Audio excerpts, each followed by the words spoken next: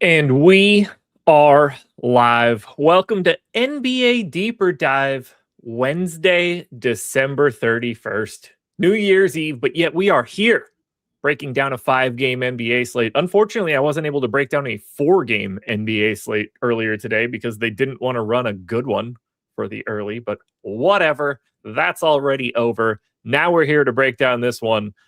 Shout out to the Chicago Bulls today. Shout out to Joe Val today. We're going to break it all down over the course of the next hour. And then this show's not going anywhere. We're just turning it into live before lock, and they will take you all the way up until 7. Hit the like button if you haven't done it yet. Subscribe to the channel. Hit the notification bell so you know when everything goes live. And then follow us both on Twitter, me being at Josh Engleman, and then at DK__DFS. What's going on, man? Happy early New Year. Yeah, happy early New Year. Doing all right. We got a interesting 5-game slate. We're gonna have a lot of similar lineups tonight with chalk. A little under the weather, but powering through it. And yeah, I mean, we got good size contests. At least we got 100K to first in the big contest. So try to talk through ways that you can get different on this 5-game slate. Little flu game for you. 100K victory today. Just take you into 2026. Totally fuck up your tax situation with 1 day to go. That'd be the worst. If I binked tonight, that would actually be awful. It's simultaneously awesome and awful at the exact same time. Like, although, who knows for next year, but banking today and banking tomorrow are so wildly different. It's so crazy.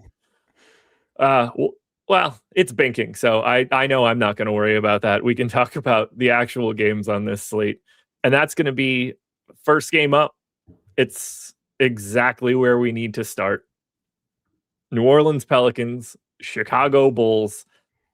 If there's any of you out there that have heard nothing about today's slate, buckle up. Here is the situation for this game. The Bulls are a treat. It's so bad. It's insane. Let me get the Pelicans out of the way. Still no Herb Jones. Jose Alvarado is on the second day of his suspension for punching Mark Williams in the face. For the Bulls, no Zach Collins. That's okay. He was out the last game. No Kobe White. No Josh Giddey. That, my friends, is causing heavy ownership. Currently, $4,500 Trey Jones is 72% owned. Kevin Huerter is 60% owned. Matas Buzelis is 50% owned. I'll stick with the Bulls for a second. Ayo Dosunmu is 40% owned. Vooch is 40% owned. Jalen Smith is 30% owned. And that says nothing for the fact that Zion, on the opposite side of this game, is 40% owned. And there's still more to go. 20 to Trey Murphy, 10 more for Sadiq Bey, Jordan Poole, and a little bit coming into Derek Queen. But the thing we need to talk about first is the Chicago Bulls. I don't really even know where to start. The Pelicans stink, playing better as of late, so whatever. But this is still a really good matchup for the Bulls, and everybody's like $1,500 underpriced for what they have to do today. Yeah, you take out Josh Giddey, you take out Kobe White. I mean, there's a ton of usage and ball handling to go around here for Chicago. So there's a reason why this is your most popular team on the slate currently. With those two off the court this year, Trey Jones has a 29% assist percentage. Ayo Dosunmu 22%. So those two are going to take on a much bigger ball handling role. Probably Ayo will start, but we'll see. They could start Trey Jones as well. And also, again, just a ton of usage. Now, usage, I think, will be a little bit more spread out. Like with Giddey and Kobe White off the court, you got Buzelis at about 24.5% usage rate, Vooch at about 24%, Huerter around 23%, Ayo 22%. So Trey Jones about 20%. I think usage will be spread out, but those two ball handlers, again, Ayo and Trey Jones, going to take on a much, much bigger role. So Trey Jones coming in at about 70% ownership, Ayo coming in about 40% ownership. I think make two of the better point per dollar plays on the slate. Keep an eye on the starting lineup. If that ownership holds, I might slightly prefer Ayo to Trey Jones, but you can't go wrong with either of those two. And then you're going to have a much bigger role for Kevin Huerter as well. 4,300 should be starting. Probably going to play around 30 minutes in a competitive game. He's about a fantasy point per minute player, so clearly mispriced. And he's got guard forward eligibility. Matas Buzelis, again, going to get a nice usage bump here. Probably going to be in that mid to high 20s minute range. So he is a very high ceiling. And then the two bigs. So there's no Zach Collins for Chicago. So we actually saw in the second half last game that they started Jalen Smith alongside Vooch, and they actually overlapped a ton. You know, the game did blow out, but like when the game was competitive, those two were overlapping a good amount. And if that's going to continue, then that makes me like both those guys a good amount as well. Vooch only 6,900, Jalen Smith 4,700. So yeah, all in all, this team, it looks great. I think you're going to need at least probably one or two bulls in every lineup, unless something really weird happens. Outside of those, one, two, three, four, outside of those six, there's not much. I mean, you will see Isaac Okoro in the rotation. Obviously, he'll start. You'll see some Patrick Williams, but the way that this slate works, we'll talk about some other value. I think it's pretty tough to get to those guys. And you might see a sprinkling of Dalen Terry, Javon Carter, Julian Phillips, but obviously not enough to get to those guys. I don't have too much to add on all the chalk guys. I think that all makes sense. I'm either with the field or slightly over on all the guys at the top of the list. I am a little bit under on Vooch. I'm not surprised by that. If there's one guy I'd like to be a little bit different on, it would be a center. There's just other options today that you could rotate through. I'm fascinated by Isaac Okoro and Patrick Williams, though. 2% owned and 1%. Well, I mean, let's just say 2% owned for both of them on a 5-gamer in a matchup where, like, realistically, either one of those guys can play 30 minutes today, and that's not crazy to me, given what's out. They can, like, move up and down the positional spectrum a little bit, too, so it doesn't really matter. I mean, they're, like, the defensive dudes more than anything, so they're kind of going to play with anybody. They are oddly unowned for this team. And then, you know, maybe it's just they don't play those guys as much, and they play Dalen Terry, Julian Phillips, Javon Carter, and like none of those guys are interesting. But I think one or two of those guys is probably more interesting than the zero ownership they're getting. Yeah, I agree with that. I think Billy Donovan could do a couple different things. He could run it pretty tight here, run like 9 guys, or he could really spread it out and play 11. And I think it could go either way. We've seen it both when this team is shorthanded, like they can run a bit of a tighter rotation. They can also still run 10 to 11 guys. So that I've been kind of struggling with is like of what he's going to do with the rotation. But if he tightens it up and let's just say he only plays 9 guys, then yeah, I think Okoro and Pat Williams are firmly in play. Yeah, they are tricky dudes today. Now, obviously, Okoro, not the best per minute guy. Patrick Williams a little bit better than him, but nothing crazy.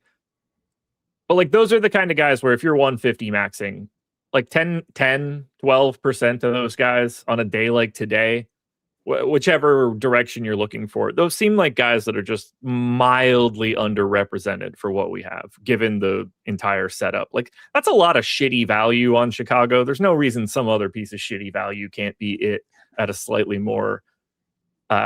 higher rate. How do you feel about Zion? 7,100, power forward eligible, now in the starting lineup again. Clearly a fantastic matchup for him. That's a lot of ownership. It is. Yeah, it is a lot of ownership, but I think it makes sense. So, yeah, minutes now way more secure since he moved in the starting lineup. He's played 28, 29, and 29 minutes over the last 3 games. In those games, so most recent game, he had a 37% usage rate. The game before that, 25% usage rate. The game before that, 29% usage rate. So still being very aggressive with the ball. And as you mentioned, this is a fantastic matchup. So the only thing is like the potential assists are way down on Zion, but still, like I think he's underpriced for his role. Still rebounding the ball at a decent rate too. So I think he looks like one of the better point per dollar plays here in the mid range. I'm expecting around 30 minutes from him, and I have no issue with the ownership at all. So I think Zion looks great. I don't think this will maintain over the next hour and 45 minutes. But in the run that I did before I started the show, I have 0. Now, that is not something that I would actively want to go into lock for. I would, that that's overcorrection to a 40% owned guy. I wouldn't let something like that. I would try to not let something like that happen. But I do find myself coming in a little bit lighter here, one way or the other. I am intrigued by the -7 leverage that we're showing on the screen as well. We've got the 34% optimal. I'm always nervous about him just like exploding while he's on the court. His that is like slightly higher than anybody else. But if I'm being honest, in my mind, I look at this matchup and think, how does he not just run roughshod straight through Chicago?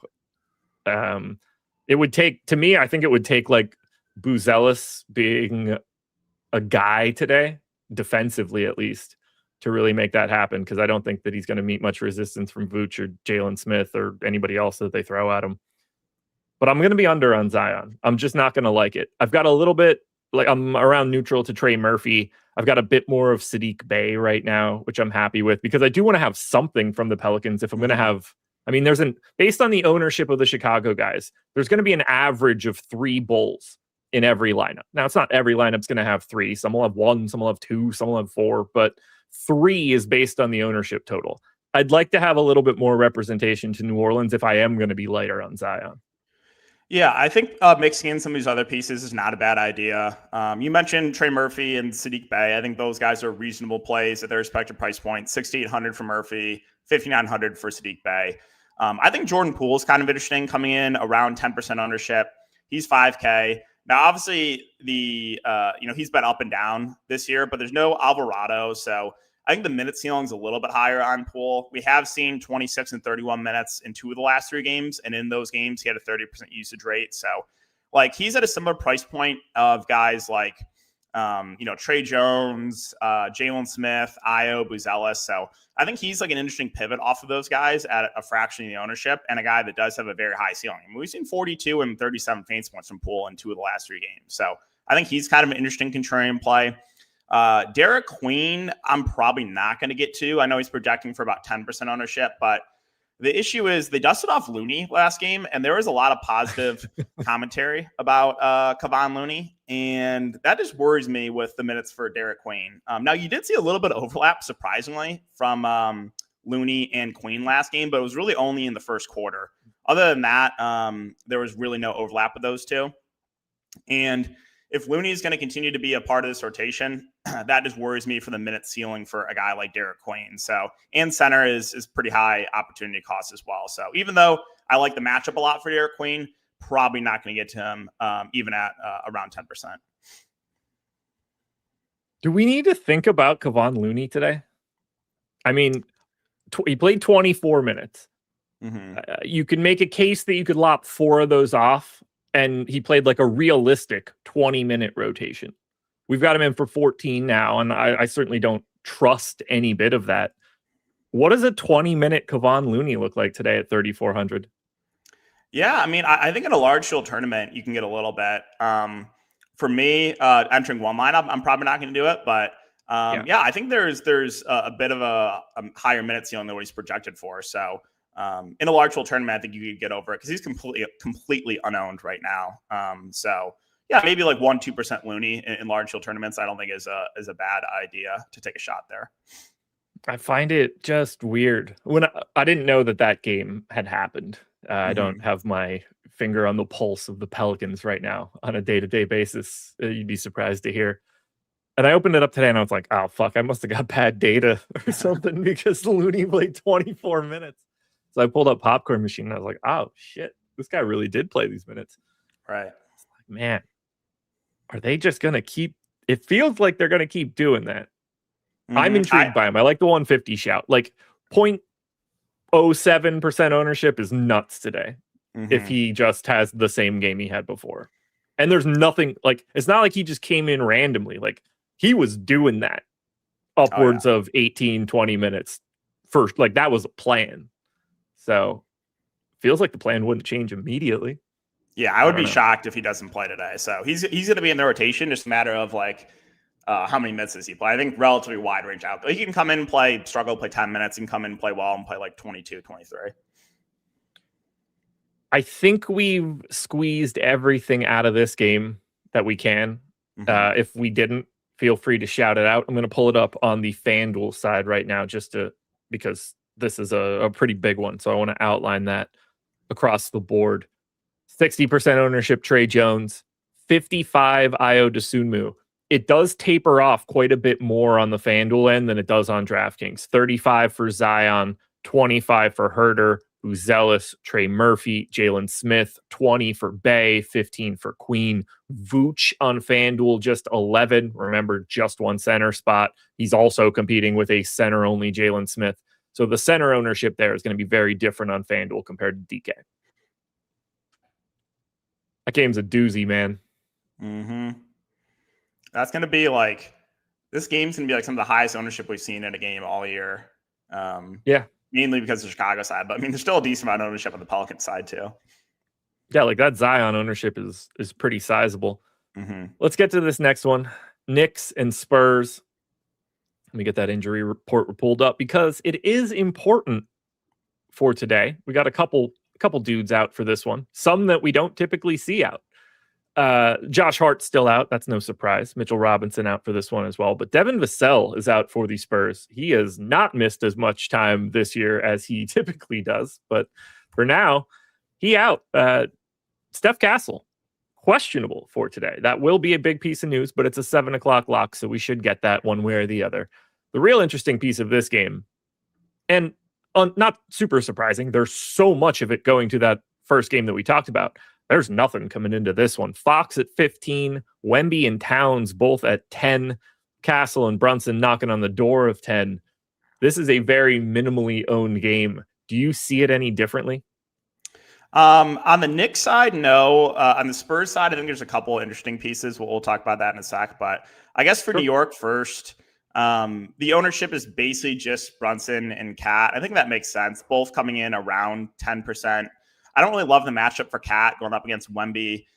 Cat's a very frustrating DFS roster too. There's some games where he takes over, and there's some games where he just looks completely uninterested. But yeah, I don't love the spot here. Obviously, some foul risk as well. Jalen Brunson, 9,400. I think I like the spot a little bit better for him, but not as much too. Still not the best matchup. 9,400, reasonable price point. So those two I think are fine contrarian spend ups. There's really not a ton else to add. OG and Mikal Bridges are playing a lot right now, but the issue is the price points for both those guys. They're both priced right. Mikal Bridges at 7K, you got OG at 7,200. They should continue to play mid to high 30s minutes, but they're tough to get to on this slate. And then looking at the rest of the Knicks, there's really not much here, even with Mitchell Robinson out, even with Josh Hart out. Kolek basically just played the non-Brunson minutes last game, so that was disappointing. You do have McBride back. He played 18 minutes in his first game back. Clarkson will see some rotation minutes.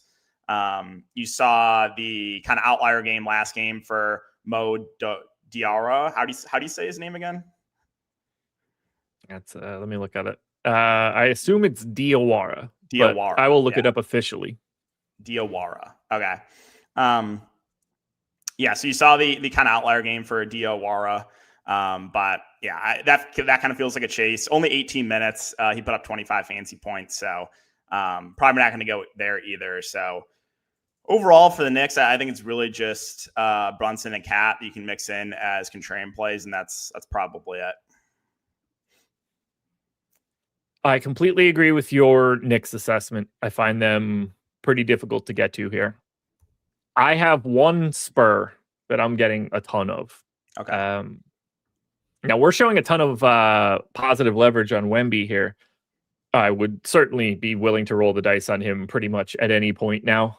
But still a little, apprehensive about what the true ceiling is. I mean, the true ceiling is whatever the hell he does in some crazy 100-point game in 28 minutes because he blocks 12 shots or something. But I love De'Aaron Fox today at 6,800. That price just feels oddly low for this one.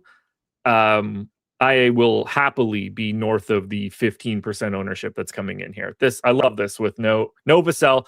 If Castle's out, bonus, I guess. Mm-hmm. But I'd rather him sort of be in because I'm getting Fox now without anybody else having to do it. Yeah, I like the Fox shout. The 6,800 does feel a little bit underpriced for him. Minutes have been pretty secure in like the low 30s, 33, 34, 33, 32 minutes over the last 4 games. Usage is solid for him as well. And so I think he's an interesting contrarian play there. I like that shout. I really like Wemby today at low ownership. Sure. He's coming in projected around 10%, but I'm just looking at the opposite side of that game, right? There's no Mitchell Robinson. Like, I'm not afraid of Karl Anthony Towns in the defensive end. And 28, 27 minutes of the last couple games for Wemby. I would not be surprised if he plays over 30 today. I think it's certainly in the range of outcomes. And we know that massive ceiling that Wemby has.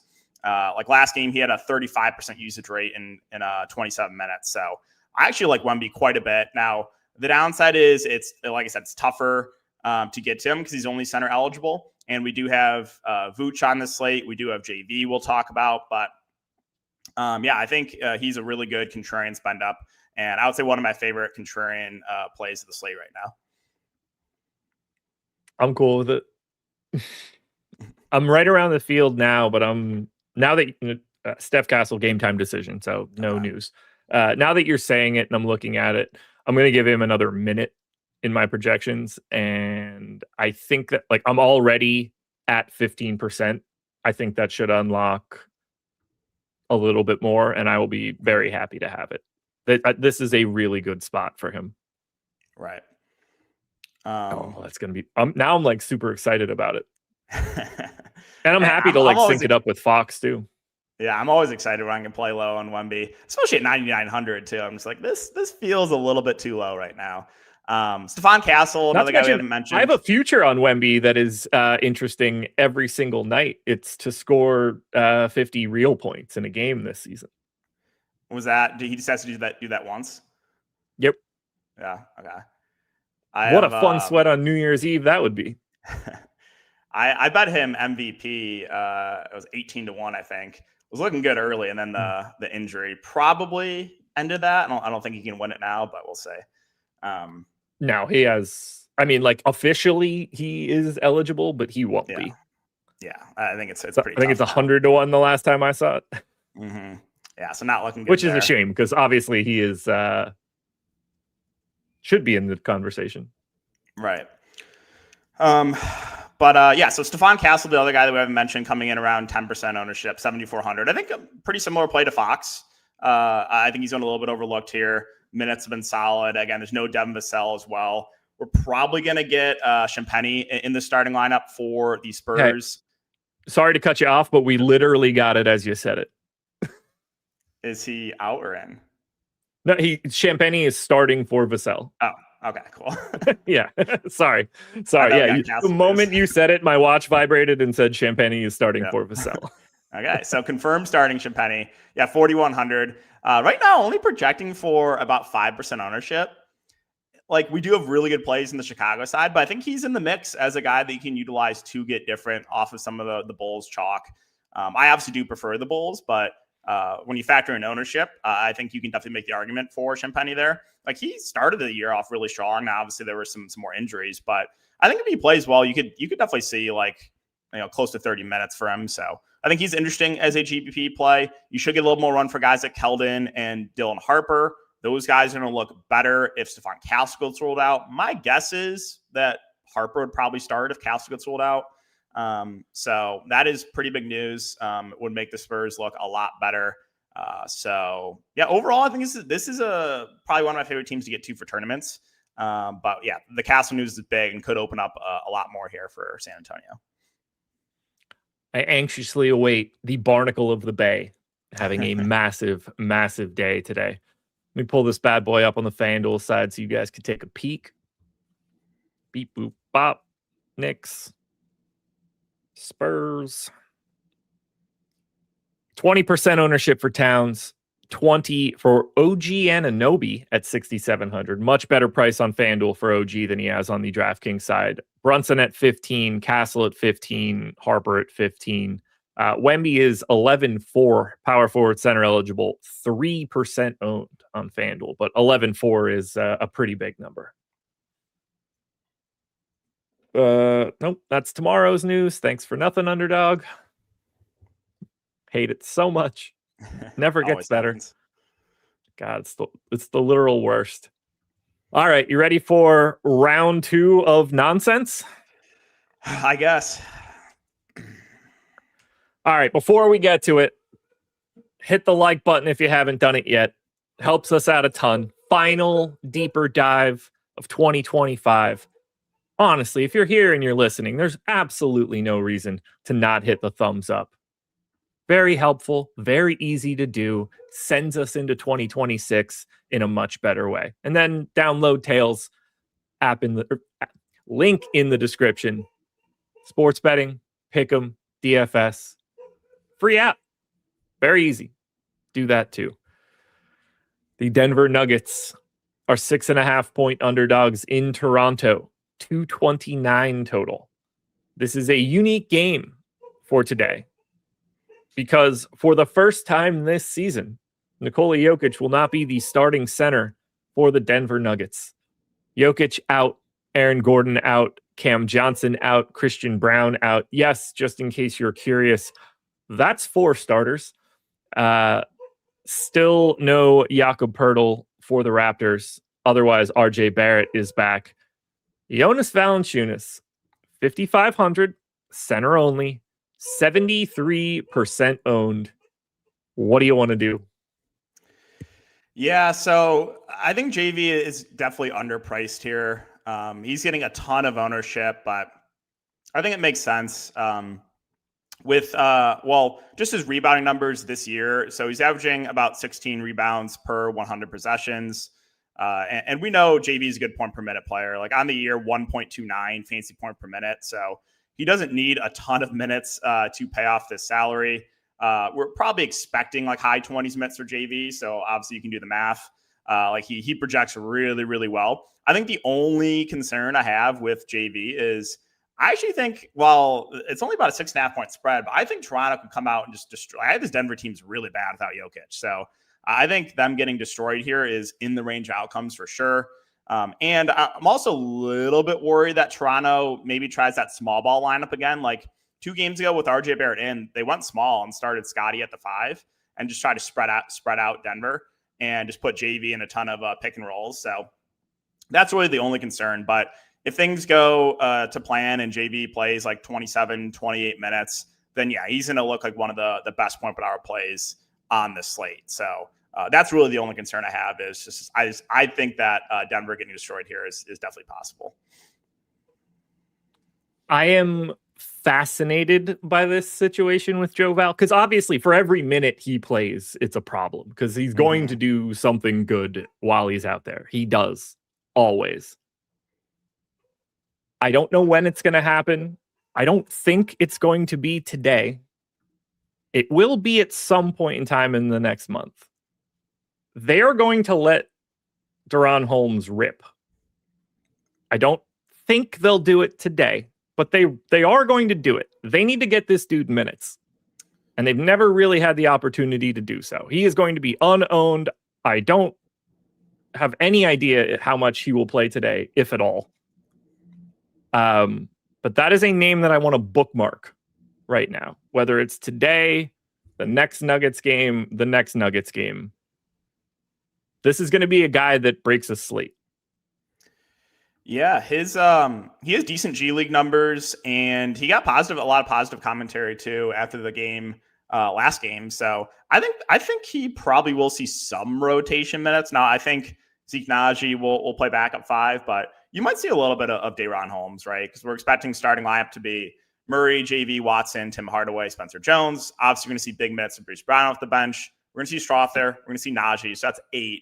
I don't think they're going to run just 8. So I think you might see a little bit of Holmes, maybe a little bit of Pickett. But I think that Holmes definitely has an opportunity here. And he's someone that, like, maybe not today, but maybe as we go on, could definitely eat into the minutes of a guy like JV. Yeah, I mentioned it earlier today. There's murmurings that they don't think they're going to be bringing back Peyton Watson because of some of the contracts that they already have out there. Drafted Holmes last year, first round pick, blew out his knee, didn't get to play at all. Still working his way back, getting 35 minutes a night in the G League when he's down there. Like, this is what they wanted out of him. Shoot some threes so can space the floor. If the Raptors go small, it's not like the Nuggets like Zeke Naji. They would give anything for him to not be on their team, but they're hamstrung by a garbage contract that they handed to him. I would not be surprised if Holmes just played a lot today and they just go to it. It might not work well because, ultimately he's going to be a mildly undersized center playing with a bunch of other really shitty dudes, and they're going to just lose games. But if they want to try to find out what they have in him, I think he's going to end up soaking up way more minutes than we ever expect while Jokic is out. I don't know how actionable it is here on this main slate. If I'm playing this showdown slate, I'd like to get him quite a bit because I know it'll be different. It'll probably crash and burn today, but I want to get it out there. I said it on the strategy show. Not nearly as many people listen to that bad boy. I needed to say it here today because it's not like he's some random second rounder or like a undrafted dude. Like, they invested a real first round pick into him. They're going to find out what it is eventually. Yeah, I like the shout out. So yeah, I don't know if I can do it on the main slate, but showdown slate for sure. Yeah. Like take a shot on some Holmes. Yeah. If I were going to pick somebody that's like not really projected for a bunch of minutes today and can get them, he would be the first guy that I would pick, bar none, because the Nuggets are just grasping at straws right now. They're going to try to figure out whatever works. And it would not be surprising at all to me to watch Joval get bludgeoned in pick and roll coverage or something today, and it's just not working, and they need to start switching everything. Right. Yeah. So while it's like super, super scary, I do think a JV fade is at least interesting on this slate. It's like it could absolutely kill you, but you could also win a ton of money if Toronto just plays them off the court or they just completely destroy Denver. Let me also be very clear, because I know I spent a lot of time talking about Deron Holmes here. I have 95% Joval. So yeah, dude's just a really good play today. When he gets to like 7K in a week, and then it's just like, oh, now they're going to unleash Holmes, then we could have a different conversation. But today, I'm just going to go ahead and take the $5,500 Joval and assume everything goes according to plan. Yep. So, yeah, Jamal Murray, we haven't talked about him yet. He's projecting for about 40% ownership. So, obviously, he's going to take on a much bigger role here, a lot more usage. The issue is I think Toronto is just going to trap him, get the ball out of his hands. And so that does worry me a little bit. But yeah, the ceiling is very high in Jamal Murray, 9,300. So obviously it looks like one of the better point per dollar spend ups on the slate. And then looking at the rest of this team, there's not really much ownership coming to some of these secondary plays. Bruce Brown, Tim Hardaway, Peyton Watson, all in like the 5 to 10% ownership range. I think these guys are also interesting pivots off of like the chalk Bulls value. Bruce Brown, I think, is going to have a much bigger role. I think he's going to have a much bigger playmaking role here without Jokic, Hardaway, and Watson getting more looks. So I kind of like the Denver secondary pieces here to get different. That would be, again, Hardaway, Watson, and Bruce Brown. I'm not going to get to Spencer Jones. That price is too high. Just not a good point per minute player at all. Strother should be in the rotation. He's 3,100. Just kind of a dart throw. He would be someone that would get extended if this game does get out of hand. And yeah, I'm not going to get to Zeke Naji either. So all in all, yeah, we're getting a ton of ownership to JV. That makes sense. A ton of ownership to Jamal Murray. That makes sense. But I do think that some of the secondary pieces are interesting ways to get different on the slate.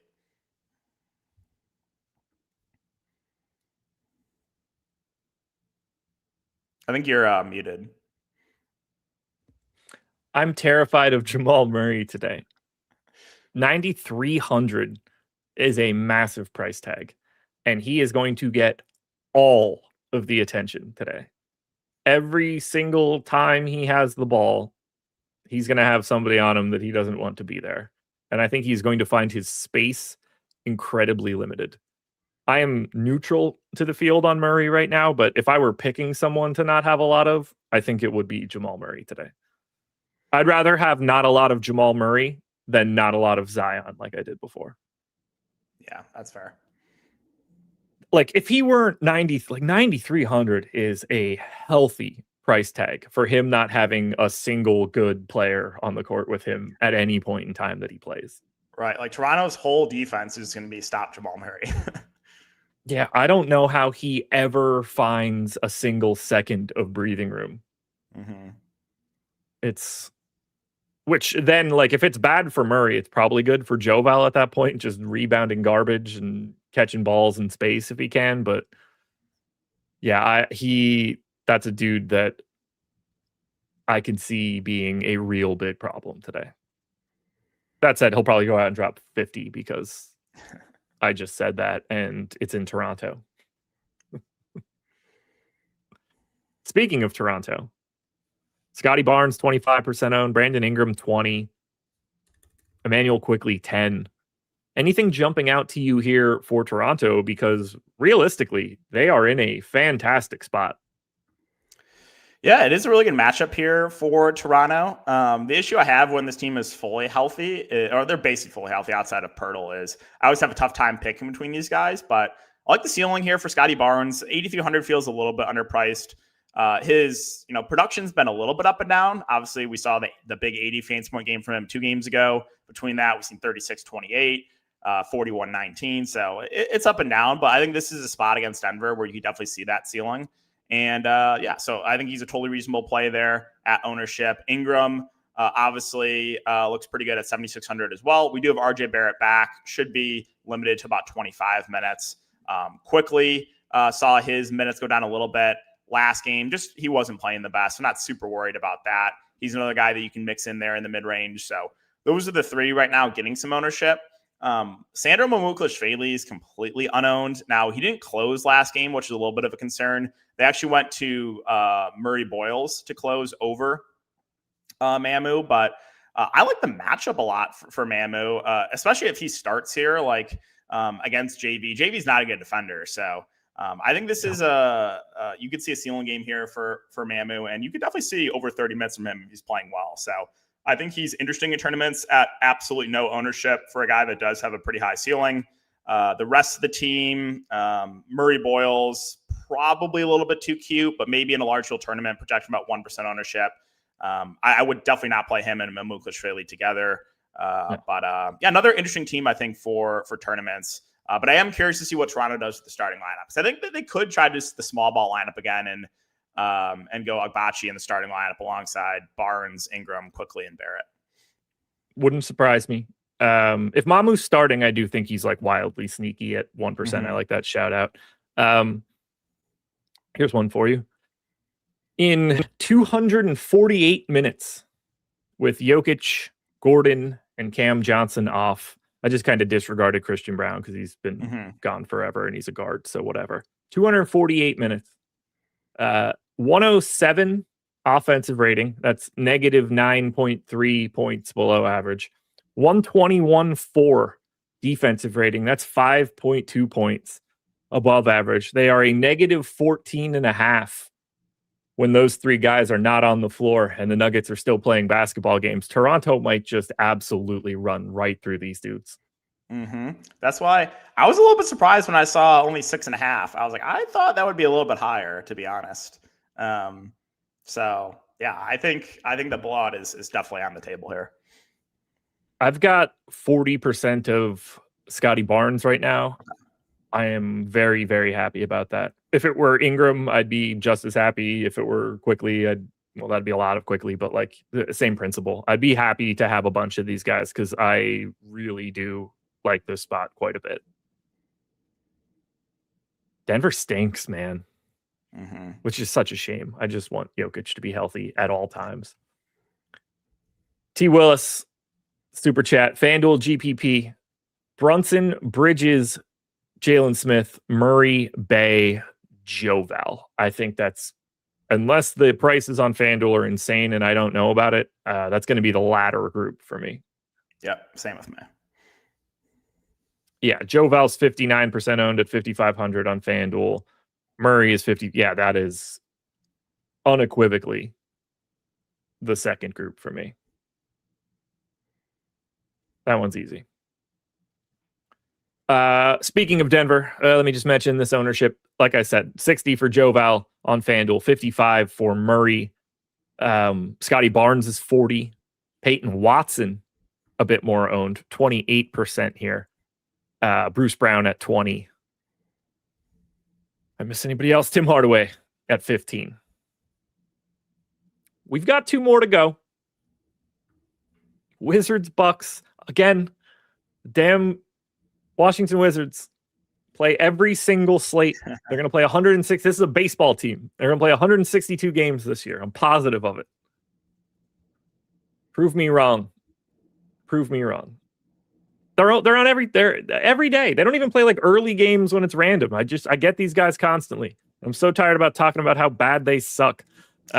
Typical lineup save for Keyshawn George being out today. Typical lineup for the Bucks for today. 10% ownership to KPJ is the only guy on DraftKings in double digits. How do you want to approach this game? Because obviously Milwaukee's in a decent spot. Yeah, so I'll start with the Washington side. I feel like they're pretty easy to talk about. There's not much here. Like, yes, we have Keyshawn George out, but the issue is really just the price points here. I think that CJ McCollum is playable right now. Looks like, looking at the ownership, he is the one guy above 5%.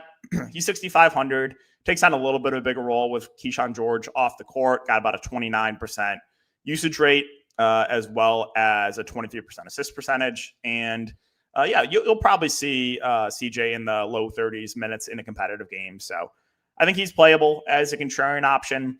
Coach confirmed that Alex Sarr and Trey Johnson were still on a limit a couple games ago.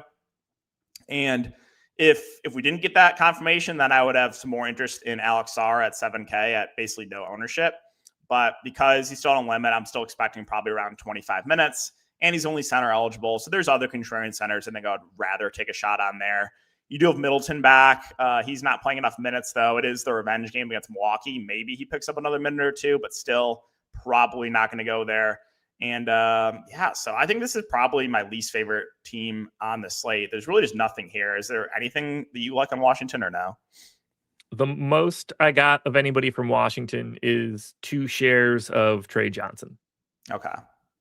And that is like, that could be random. And that could be anybody.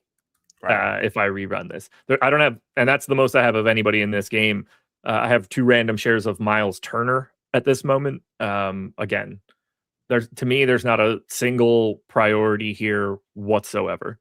I can't imagine going to Giannis.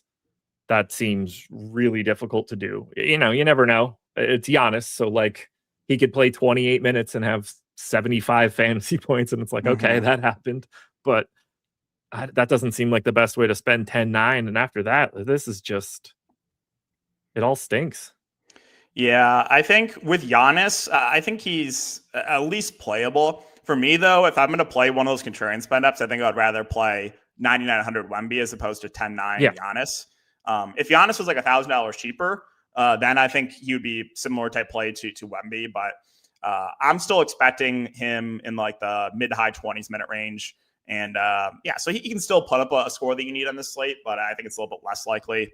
Kevin Porter Jr., 8,400. I think he's entering around 10% ownership. So the ball hitting role has been the same basically, even with Giannis in the 2 games Giannis has played. Kevin Porter Jr., 70 passes made per game, 15.5 potential assists. So he's still out there a ton, averaging 38 minutes in those 2 games. So I think he's another guy that you can look to as a contrarian play. I still think he has a pretty high ceiling here. Ryan Rollins minutes have been up, obviously moved in the starting lineup, 6,400.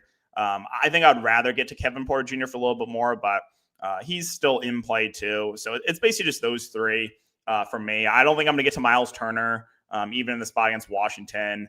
I don't think I'm going to get to Bobby Portis, who's priced up a bit, or any of these other wings. So even though I like the matchup a lot here for Milwaukee, I think it's basically just a little bit interesting Giannis and the 2 guards in KPJ and Rollins.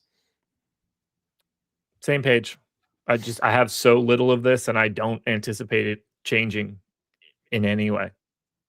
Nothing that I see here is going to be changing unless we get like some wild news we didn't expect. And other news wouldn't even unlock this game as far as I can tell. Let's pull up this game on the FanDuel end. Castle in. Okay. So there we go. Now I really do love Fox because people aren't going to go to him. 20% ownership to KPJ, 20% ownership for CJ, 17 for Giannis, where we actually have him 25% optimal. We have him like wildly negative leverage on DraftKings and wildly positive leverage on FanDuel. That is solely a difference of how you have to fill out positions between these two sites. There's infinitely more flexibility on DraftKings. You are playing two power forwards no matter what on FanDuel. And there's only 5 games today. So it's not as surprising for me to see Giannis look a little bit better. If you're playing on FanDuel, he's a much different play. But after that, 10 more to Rollins, 10 more to Middleton. Very, very minimal ownership coming into this game. And that leaves us one more. Portland OKC. Not exactly a fun DFS game.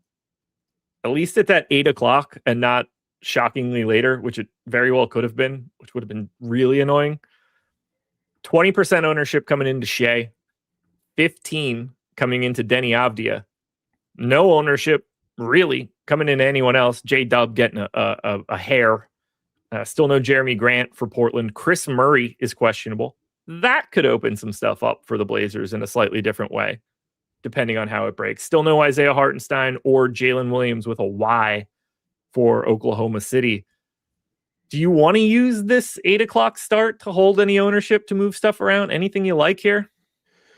On the Portland side, I am intrigued by Caleb Love right now. He's projecting for 4% ownership. So keep an eye on the Chris Murray injury. If he's out, I think I'd feel a little bit better about the minutes for Love. But even 2 games ago with Chris Murray in, Caleb Love played 29 minutes. The reason I think Love is interesting is because he's going to play in a competitive game. I also think he would play if this game gets out of hand. And he's getting no ownership. And the role's been solid for Caleb Love, too. Yeah. Like, if you take a look at his usage, like last game, he had about a 20% usage rate. The game before that, he had about 27% usage rate. And so I think he's an interesting contrarian value to mix in. So I would like to be overweight to that number. Outside of that, I don't really think there's a ton here. Hate the spot for Shaedon Sharpe. I do not like the spot for Klingon. Even though there's no Hartenstein, I think this is a game where he'll probably get played off the court. Denny, like the ceiling is there. We saw one horrible game from Denny against OKC, and we did see one ceiling game from him too. So if you think the game stays competitive, I think you can take a shot on Denny. But outside of that, there's really not a ton here. Like I think Portland will run a pretty tight rotation, but still not much. I just think that Love looks like one of the better contrarian values in the slate right now. Not to mention, he could open up as significantly more interesting if that news breaks after lock, and we've got some more minutes to go around. So I don't mind hiding a bit more ownership in this game, and I am doing that right now on Denny Avdia, 9,700 point guard, small forward eligible. This is sort of right now, I guess, my alternative to Zion. Obviously, different position, a bit more expensive. A bit of an alternative for me as well to like Jamal Murray. Clearly hate this spot with a raging passion. It's awful. It's never fun to get OKC, but they've been in some like oddly high scoring games as of late. 15% owned, 15% optimal, 2x the field. I could handle that. Yeah, I have no issue with that at all. On the OKC side, looking at ownership, you got about 20% to Shea, about 10% to J-Dub, about 5% to Chet. I think that all makes sense. I don't have a ton to add. Like really with Shea, just kind of comes down to can Portland keep it competitive? If they can, the ceiling's pretty high. Like if you're playing Denny Avdia, maybe it makes sense to run it back with Shea. Not saying you have to, but if the game stays competitive, we're probably seeing a big game from Denny. If Shea plays his full minutes, then 10-4, he's a bit underpriced. So playing those two together on a small slate, I think is certainly viable. J-Dub and Chet, 7,800, 7,500. I know Chet's playing mainly the 5.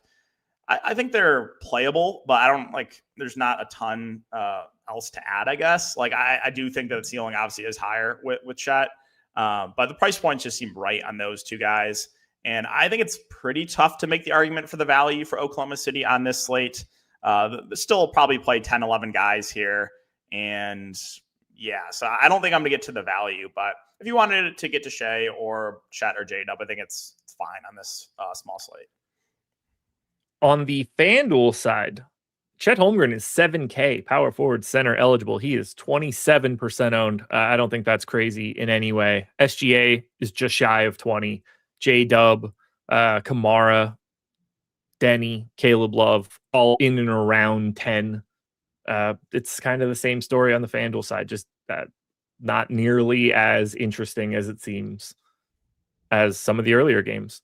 So I figured I'll pull up the single lineup sim right now, take a peek at what our optimal is on both DraftKings and FanDuel. And it is pretty much exactly what you would expect. Jamal Murray, Trey Jones, Kevin Huerter, Zion, Vooch, Brandon Ingram, Matas Buzelis, and Joval. Ingram obviously would be the one guy you're not like expecting to see there.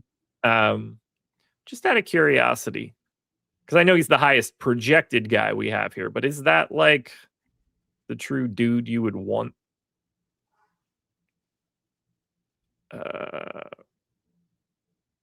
Yeah, probably. There's nobody else with like disproportionately high ownership that's like a half point below him.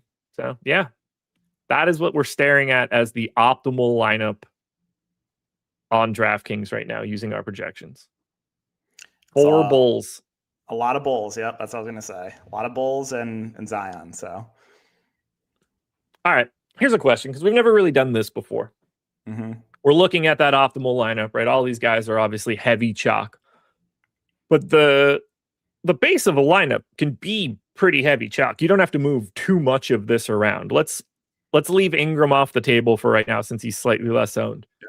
What 2 plays would you take out of this lineup if you wanted to try to make it a little bit more contrarian?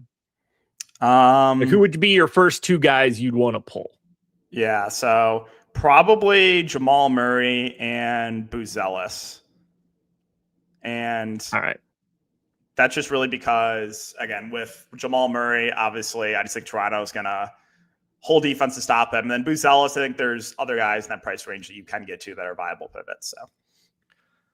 So I took them both out. I locked everybody else. I set it to 10% randomness. So now we'll get a little bit of wiggle around how we fill out these final 2 spots. Now, obviously, those guys might just show up again, as they do, because they're still a good option here. But there's going to be something likely that fits. Okay, so Jamal Murray, Jalen Smith, just a simple swap out of one of the options. Murray, Buzelis again. I'm going to bump it up to 15% randomness. Murray Smith. Maybe there's really not all that much there. Okay, there we go. KPJ, Jalen Smith, and it leaves $1,000 on the table. At that point, I would probably try to tweak one more person. Yeah. I do think that you could like leave a little bit of salary on the table. I probably wouldn't leave that much, but just because there's a lot of guys that are very clearly underpriced, and you got to find like some way to get different, because most of the field's going to have, a lot of Bulls. They're going to have JV. They're going to have Jamal Murray. So we're going to have a lot of people with similar lineups today. I'm going to pull the Ingram piece as well. Okay. Since he's like sort of the odd duck out. I just love seeing what could pop up here as like different 3v3s in a heavily there we go. CJ McCollum, De'Aaron Fox, Scotty Barnes instead of Murray, Ingram, Buzelis. I don't have a problem with any of those 3 names, that's for sure. Yeah, your boy Fox made it in there, so 17% sim ROI. Okay. SGA, Trey Murphy, Keldon Johnson. That's a different 3v3, that's for sure. It's like you never think about these combinations, and then you start whipping through them here. We're not hitting any gems, that's for sure. Keeps Buzelis, SGA quickly. I could sit here and do this stupid shit all day, just swapping out 2v2s and 3v3s and like just trying to find something that, what's that like missing combo that we haven't found that offsets ownership perfectly. It's always fun. That's why you guys should get the single lineup sim link in the description. If you want to sign up at Stochastic. 1, you can go directly to Stochastic and do it. 2, you can sign up through one of our partners and get a free month. That makes it super easy. If there's a sportsbook or pick'em site that you're eligible for that you haven't signed up for, and they're on the list, very easy way to get a month. Hell, you can use our avatar on DraftKings or FanDuel, finish top 3 in a contest with at least 5,000 entries. Be careful of dupes, but for more or less, top 3, 5,000 entries, you get a free month if you tweet it out and let us know about it. We want to promote you too. Make it very easy. All right, one more, And we'll see if there's any questions here from either Discord or in chat before we turn this one over to the live before lock crew. Murray, Ingram, Buzelis. Quite the popular combo there. SGA, Ryan Rollins, Buzelis. Interesting. Ryan Rollins, not a name I expected to show up there. 8.2. We didn't find a single gem in any of that. Got to keep digging, I guess. There's still 1 hour left to go. Angelo, for strictly projections, what amount of randomness do you feel is the proper sweet spot for a one-size-fits-all approach? 10, 15, 18, more? Depends what you're doing. I don't think there is an answer to that question, though. This is all personal preference type stuff. I wish I could answer that in a better way. Oh, FanDuel optimal. Good shout.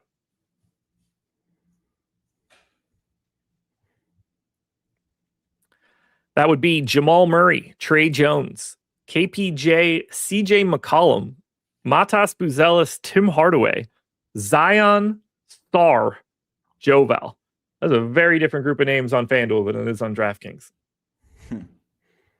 I did not anticipate Tim Hardaway, Sar, CJ, KPJ even. I would want to tweak that one a little bit. By the way, DK, tell the people where to find you. Yeah, you guys can find me over on Tails. So currently offering daily fantasy sports content. I do streams every single day, as well as player props. So that's sportsbook and pick'em stuff. You can find it right here on Tails. Very easy. All the goods right here if you want to subscribe to DK or one of the other. You can follow hundreds of people on Tails if you want to. Subscribe to some. Can't beat it. Well, we're a little early, but I see that the boys are here. Are they interested in joining the final deeper dive of 2025 before we get out of here? There's one. Gotta give me a second to do my screen share. I wasn't ready for this yet, Josh. All right, here we go. Yeah, we're all right. We're all right. It's New Year's Eve. We can do whatever we want. It all washes away. Josh is really ready to go leave here and get high. He doesn't have another 60 seconds to spare here. He's got to get to business. I gotta go cook steaks. What are you up to tonight, DK? Well, I was going to go to a friend's house party, but I'm not feeling the best. So probably just going to sit on the couch and do nothing. Hell yeah. Let's do it. All right. We got 5 games tomorrow. Just get ready for tomorrow already. Amongst the 4 of us. CSI marathon? Amongst the 4 of us, at least one of us has a friend. That's good to know. Confirmation. One of us goes outside. Yeah, it's not the 3 of us. I mean, I've got people in my home right now that I'm about to go cook for. Yeah, I'm married to one, but she's going to call me a friend? I don't know. You are married to a person? Oh. Depends on the day. This is where Eric's going to find out his wife actually hasn't existed the entire time. Figment of his imagination. No like comment. The Sixth Sense? Yeah. Something like that. It'd be fun. It'd be interesting. All right, Josh, DK. Get out of here. Happy New Year. Happy New Year, y'all. Happy New Year, gentlemen.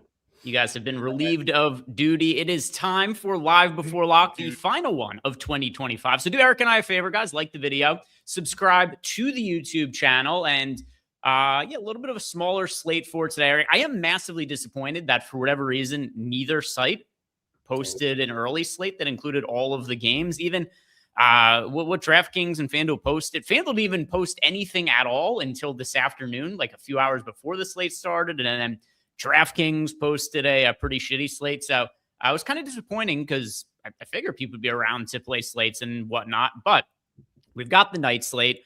I really like the FanDuel contest for tonight for what it's worth. Whenever any of the sites do like a $5, a $6 or $7 or $8 150 max, it's just generally a softer field that you're playing against. I always gravitate towards those. So that's where most of my action is going to be for today. But do you have any plans tonight, Eric? Yeah, my wife and I are doing our Christmas tonight. We went back to South Dakota for a grand total of 3 days, just because it's my little niece's birthday right before Christmas Eve on the 23rd. So we did her birthday party. And we did Christmas Eve, Christmas Day, and came back on the 26th. And so we did like a last second trip there. We haven't gotten to just do the two of us. We had her family Christmas on Saturday, and then so we're going to be doing ours tonight, hanging out with Dookie. It's pouring rain here, so just kind of kicking it right now, and throwing a bunch of stuff. I'm a little disappointed they called it the champagne shot instead of the champagne shot. I thought that was like a really easy thing considering both of them are on the slate, but whatever. It's the small things in life that I appreciate, and glad FanDuel still doesn't do them. And we do have a double champagne slate like it is that you said. As far as injury news goes for tonight, it's kind of sparse here, Eric. I don't know that this is going to be a heavy late swap slate for today. We don't have any key prominent names who are questionable in the injury report. We've got Chris Murray is questionable, but that's kind of as important as it gets. Is there anything in particular that you are waiting on to make moves on your lineups for post lock? Yeah, we got news. Julian Champagny should be starting here for San Antonio. Stephon Castle's in. We got RJ Barrett should be playing still his limited minutes, which is just kind of annoying. I guess one thing that could happen is Sandro Mamukashvili doesn't have to start at center. I think there's a world where they could still go to Scotty Barnes. Jonas Valanciunas is a big body thotty down in the post, so like it makes sense you'd maybe have Sandro out there to some extent, but like Toronto has shown an inclination to like with RJ Barrett back, go to Scotty Barnes at the 5. That's what they did their last start. So I think there's a chance that Sandro, who's somebody that I do like right now, if he's not in that starting unit, that would change things around for me. I'm hoping that news comes out after lock, so some people get left holding the bag here or there, but like for the most part, I'm just finding like a guy here or there on teams that nobody's really rostering, and then we're all going to roster a bunch of Bulls around them. I don't find a way around the Chicago Bulls today is what it is. Chicago Bulls super, super beat up. And once again, this is news that we know heading into the slate. This isn't anything that's, post-lock sort of stuff. But you got no Zach Collins today. You've got no Kobe White. You've got no Josh Giddey. And those are really the two big ones. No Kobe White, no Josh Giddey. They both got banged up in the Bulls last game. I'm trying to remember the order.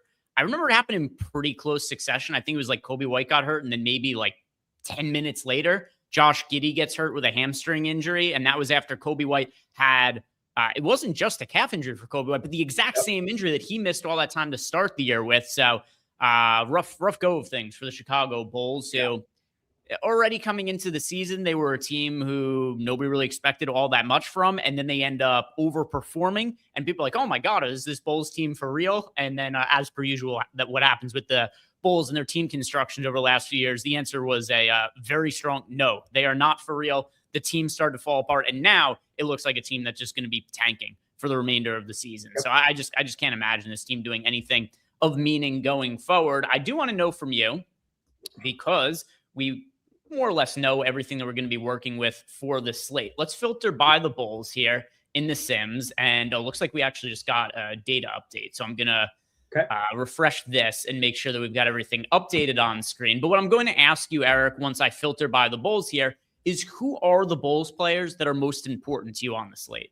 Yeah, I would assume move first guy right off the bat. If you go back historically, go back to last year as well, his assist rate hasn't been that great this year, partially because you do get some of the Trey Jones stuff alongside of it. But like for the most part, what? Hello? I was doing our bit. You said Trey Jones, so I said who? You had to do it. We've done it every time for the last 3 years. Wait until I'm done talking for like 2 seconds. No. That's not how we do it. That's not how we do it. We've never done it that way. Okay, fine. Trey Jones. Who? Trey Jones. Who? Trey Jones. There we go. One more time before the end of the new year. Which you were not enthusiastic enough about that, but all right, whatever. Get back to talking about. I would have been more enthusiastic if you had done it at the end or like later on when you wanted to like catch me off guard with it. But anyway, I was going to go on a rant. I brought up the first Bull, Ayo Dosunmu, and then here we are, Trey Jones being the second one.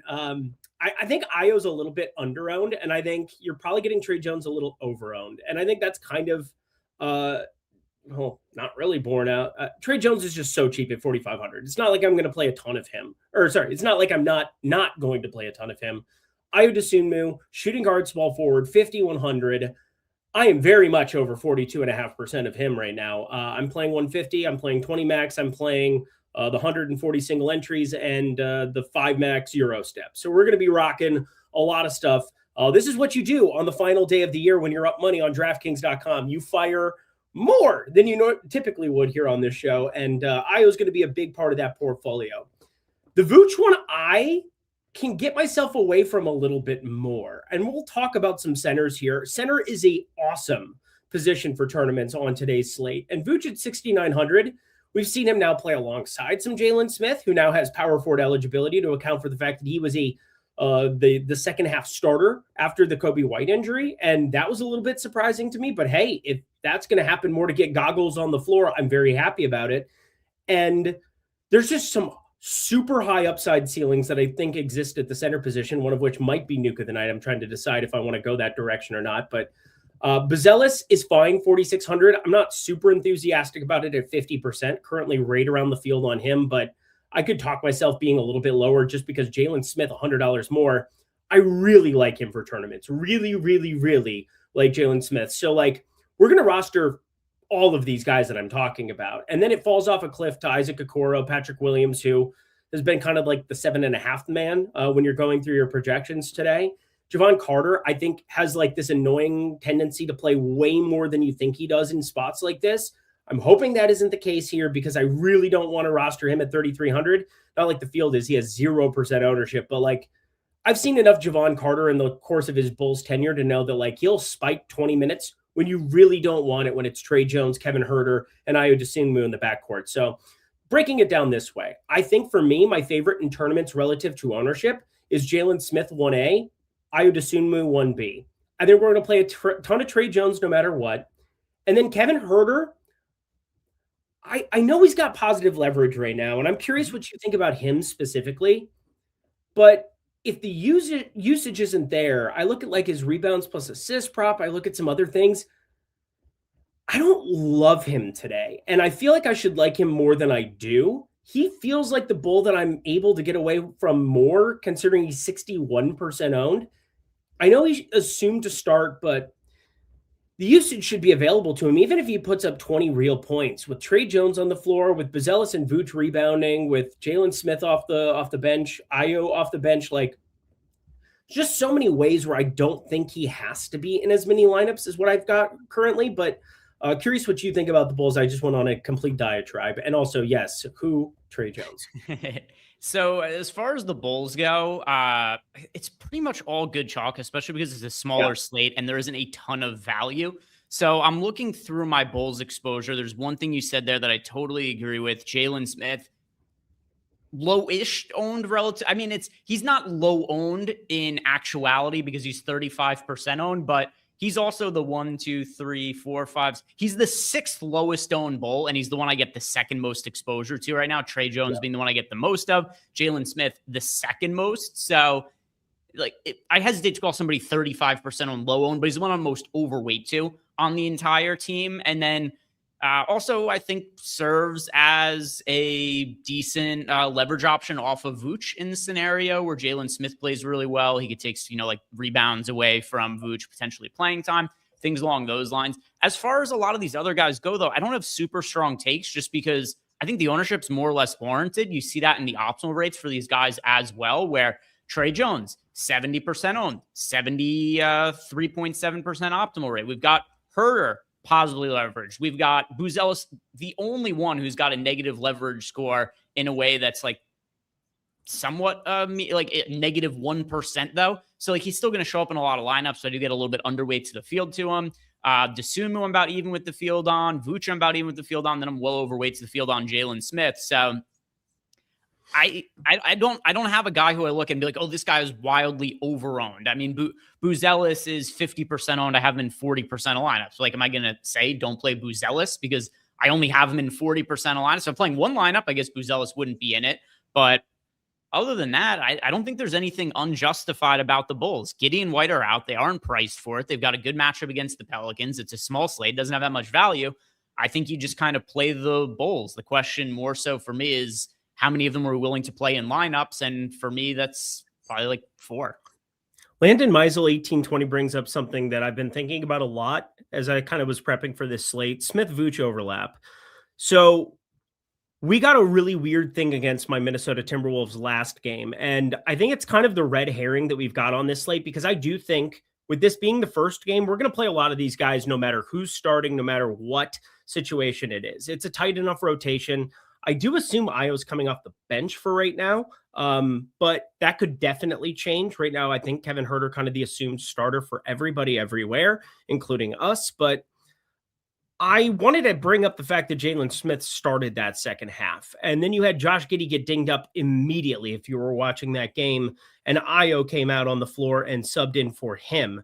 They ended up having Kevin Huerter stay to his traditional, like 5 minutes in, 6 minutes in type substitution rotation there for that game. But this is a new game. And it's also not Randall and Gobert in the front court. You're going to be getting like the Zion Queen, who are kind of like, I would say both undersized for power forward center on the other side of this one.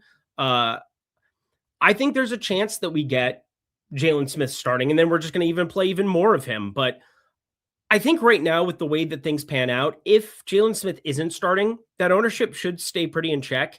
And he's always been a great fantasy producer. Always, always, always.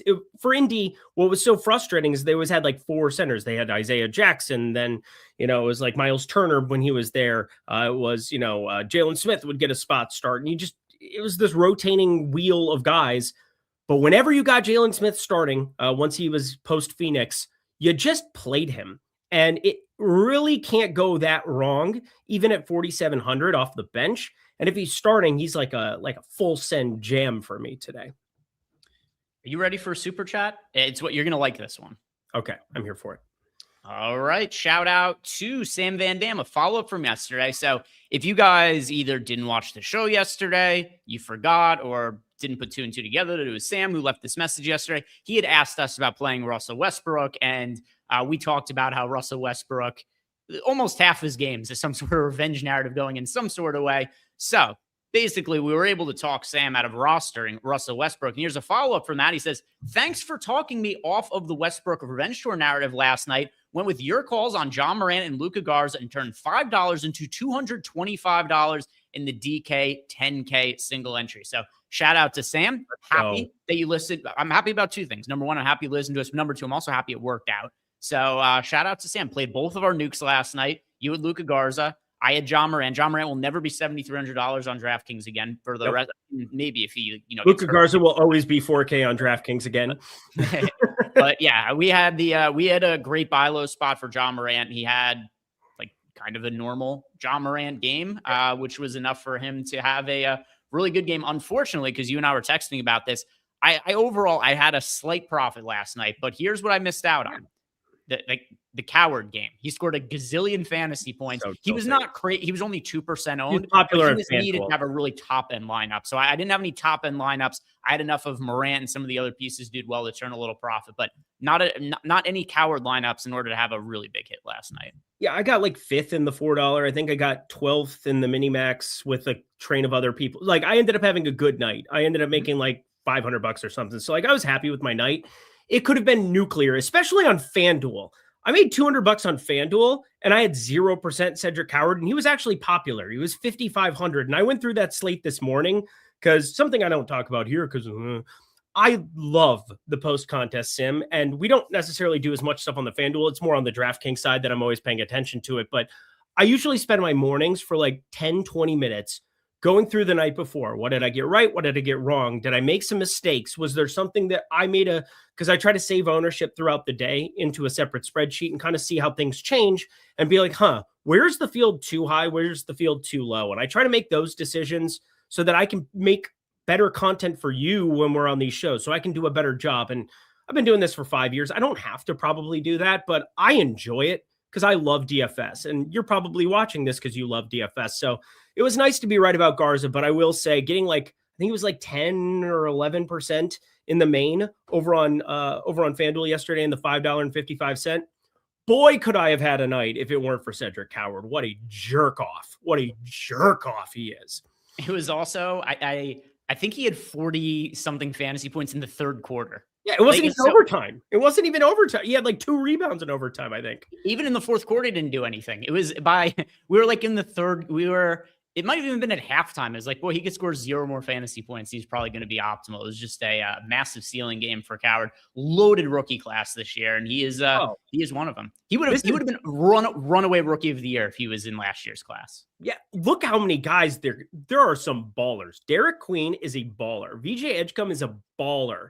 And obviously Cooper Flagg was always a baller. He went as a 17-year-old and made Kevin Durant jaw drop in Vegas. And I do have a buddy who does some stuff for the U.S. Olympic team. And he told me stories about Cooper Flagg in practices leading up to the Olympics. And then there was that huge scrimmage that they had. And then he blew up. And he's like, dude, I'm just telling you, Cooper Flagg dominated the U.S. team. And they didn't know what hit him. I believe he won a scrimmage game for them against the Olympic team. And they were like, shit, we better get our stuff together. And it probably helped everybody going into that Olympics. And then maybe the best Olympic game ever, USA, France. Speaking of France, nuke of the night. All right. Eric's got a nuke of the night on Wemby, I'm guessing. Okay. SMP, bro. They were playing the Utah Jazz. I talked about the fact that he was in the backup role, and yeah, he went completely nuclear there. I think 22, like he was projected for 17 minutes and he played 19. So he played more than he was projected for, and you're mad at me? Okay, cool. Have a great day. Hope you enjoy your New Year's. I don't know that he's mad at you. Cars are just smashing 19 minutes. You think that you can't smash in 19 minutes at 6% ownership against the freaking Utah Jazz? Are you joking me? Are you actually joking me? Dead last in guarding the 3-point line above the break. Dead last in offensive rebound percentage. What are we doing here? Obviously, Luka Garza was in a phenomenal spot if he played 17 minutes, which is where he was projected for at 4K. Sorry about it. He beat Neemias Queta. Have a great day. Take care. How about this super chat? This by the way, so I'm kind of curious. I have to say this because people in chat, like SMP calling out you, questioning some of the things that you said there. But how about $70 million man? He says he's using his mom's credit card, which begs the question: you have $70 million. What are you doing with your mom's credit card? He might not have $70 million. That's how you keep $70 million, Greg. You use mom's credit card. You don't use your credit card. Why do you want to rack up debt? I think debt is probably, it's the killer of being rich. So don't accumulate it. I don't know. I try to pay off my credit card immediately upon reception of things. $70 million man is just being fiscally responsible. What do you want from him? $70 million man X80, because I guess he's one of 80 $70 million mans that are out there on YouTube. But anyway, shout out to $70 million man. Spend responsibly. Get a lot of Chinese food tonight.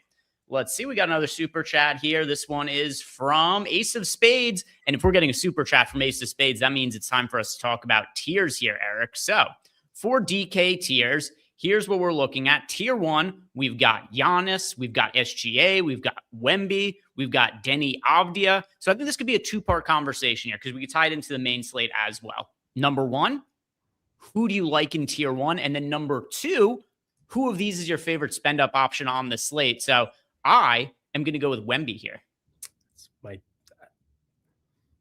Should we just hit the thing? Can we talk about why Wemby's going to put up 100 fantasy points tonight? Let's finish Ace of Spades super chat. Then. Wemby. We are both on the Wemby train today. I have so much Wemby, you are not going to believe it. Yeah. So on Wemby, here's what we're looking at here. Also, I suspect. Let me turn this filter off and get the ownership for all the players back up here, and then find Wemby in here. I don't think he's going to be as low owned as we have him projected. I think he's going to end up being quite a bit more popular. But we've got him projected for 12% ownership right now, going up against the Knicks. And here's what we've seen from Wemby in recent games. First off, he's back in the starting lineup. That's huge because it just gives him more opportunities to play more minutes. Correct. And coming off the bench, he was playing like 18 to 22 minutes or something like that. Now, the last 3 games, he's played 27, 28 and 26 minutes. And eventually we're going to see him get back to the 30 plus minutes, but we know they like to be cautious when it comes to Wemby. Right now, we've got him projected for 29 minutes. which would be the most that he's played in about a month and a half. But it's not, he played 28 minutes 2 games ago. He's working his way back up. 29 minutes is completely reasonable. There's just such a high ceiling for Wemby. I would assume that probably as soon as next year, he's going to be the highest priced and highest average fantasy point per game player that we have in the league. And if you look at his average fantasy points per game this year compared to Avdia, SGA, Giannis, the other guys who are in this tier, he has a couple fantasy points on average behind Giannis and SGA, but he's also playing, just less overall because of some of the minutes restrictions and whatnot. And that is something that's a little bit less of a concern for today. So I do think he's going to be higher owned than we have projected. But with that said, I don't think he's going to be like 30% owned. I think maybe it'll be like 15 to 20%. I really like Wemby as a pay up option. It's my favorite pay up option. Do you know the next time that they play? Well, they play Friday. They have Thursday off. I kind of missed that. But anyway, the point of the matter is that Wemby has played 27, 28 minutes in the starting lineup. They were getting their ass kicked. He did end up closing even in that spot because they just want to continue to ramp his minutes up. And the fact that they were down double digits and getting their butts kicked by Cleveland last time out, and they brought him back out just to close to keep this progression going, I think is a really good sign. Against Utah, I think it was probably going to be around that 28-minute mark, but this has been a slow, steady incline. 17, 21, 22, 23, 26, 28, 27 minutes. You give me 30 minutes of Wemby against just about anybody sub 10K, I'm already thinking he's one of the better tournament slates or tournament plays on the slate. You give me 30 minutes of Wemby against the guy that he was just a -18 against in the NBA Cup and got embarrassed on a day that was obviously very personal to him, did not go well. And you give me 30 minutes of him here now, I think there is 2 fantasy point minute upside against Karl Anthony Towns, who defensively has been better at times than I was expecting out of him, both with the tail end of his Minnesota tenure and here with the Knicks. But that being said, Wemby can get it against anybody, and there is no Mitchell Robinson in this second unit. Every minute that Mitchell Robinson is not going to be out there, Wemby is going to thank God above that he is not dealing with this dude, because Mitchell Robinson played like a god. That is a huge omission in this game that was not existent in the NBA Cup and definitely hurt Wemby's ceiling in that spot. I cannot tell you how much I love Wemby for tournaments tonight. Yep, I think Wemby is a great tournament option. Let's go to tier 2 on DraftKings, which is Jalen Brunson, Jamal Murray, Cat, Barnes. That's Jamal Murray for me with Jokic out. Yeah. I'll be really interested. We've never really seen this scenario. We've seen the other scenario. We've seen Jokic play without Murray. We haven't really seen an extended stretch of Murray playing without Jokic, because Jokic for most of his career has been very durable and hasn't really suffered injuries. So I'm curious to see how Murray holds up. Is he able to handle a workload where he's going to be a guy playing upper 30s minutes and high usage night in, night out for the next month and a half or so? It'll be interesting to see. But as far as tier 2 goes, that's Jamal Murray for me. Yeah, it's Jamal Murray. I do think I'm going to end up under on him for what it's worth. There's a lot of guards we can play, specifically all wearing red in that Bulls game. And I think he's amongst the guys that we can probably trim down a little bit. We've got massive positive leverage. Maybe other people feel the same way or see some sticker shock, but Scotty Barnes, Brandon Ingram, these guys exist. Switching off of quickly, switching off of other dudes. Defensively, this is not going to be a lot of fun to be Jamal Murray today.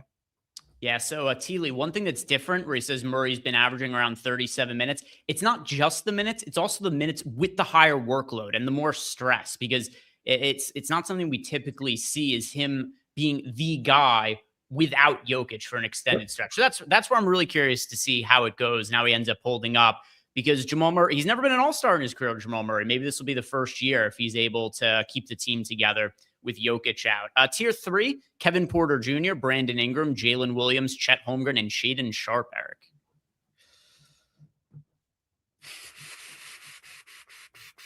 What were the first 2 names? I heard the last First 3. 2 names were Kevin Porter Jr. and Brandon Ingram. Yeah, Kevin Porter Jr. Let's see. Washington. I am going to go with, Kevin Porter Jr. All right, tier 4, we've got Alex Sarr, Stephon Castle, Zion Williamson, Mikal Bridges, OG Anunoby, and Donovan Clingan. Who are you going with in tier 4? Zion pretty handily. Yeah, that's going to be Zion for me as well. Kind of similar to Wemby in terms of he hasn't been playing massive minutes, or Zion hasn't been, but really like the matchup he has today on the other side of the Bulls. And then also, I do think kind of similar to Wemby, we haven't seen, it's been over a month also since Zion's last played 30 plus minutes, but last 3 games, 29, 29, and 28 minutes. We're also getting closer to Zion playing 30 plus minutes regularly again, well, at least until he gets hurt. Tier 5, Trey Murphy, Vooch, Ryan Rollins, Quickly, Queen, McCollum, and Kamara. That's going to be Vooch for me with the Bulls shorthanded. Vooch for sure. Tier 6, we have Sadiq Bey, Bobby Portis. We've got Harper, Koulibaly, Watson, Mamuka and Jonas Valanciunas. I'm going with Valanciunas all the way at the bottom as the last man in that tier. Yeah, Valanciunas. The one thing that I do feel is nice about the Wemby tournament play is that Valanciunas exists. He's going to be in 70% of lineups, and it's going to keep the ownership somewhat in check. We'll see kind of where our final ownership numbers come in before the start of this Bulls game. We'll get that starting lineup, which could change some things too. But right now, there's not a lot changing. Jonas Valanciunas being the guy in that last tier.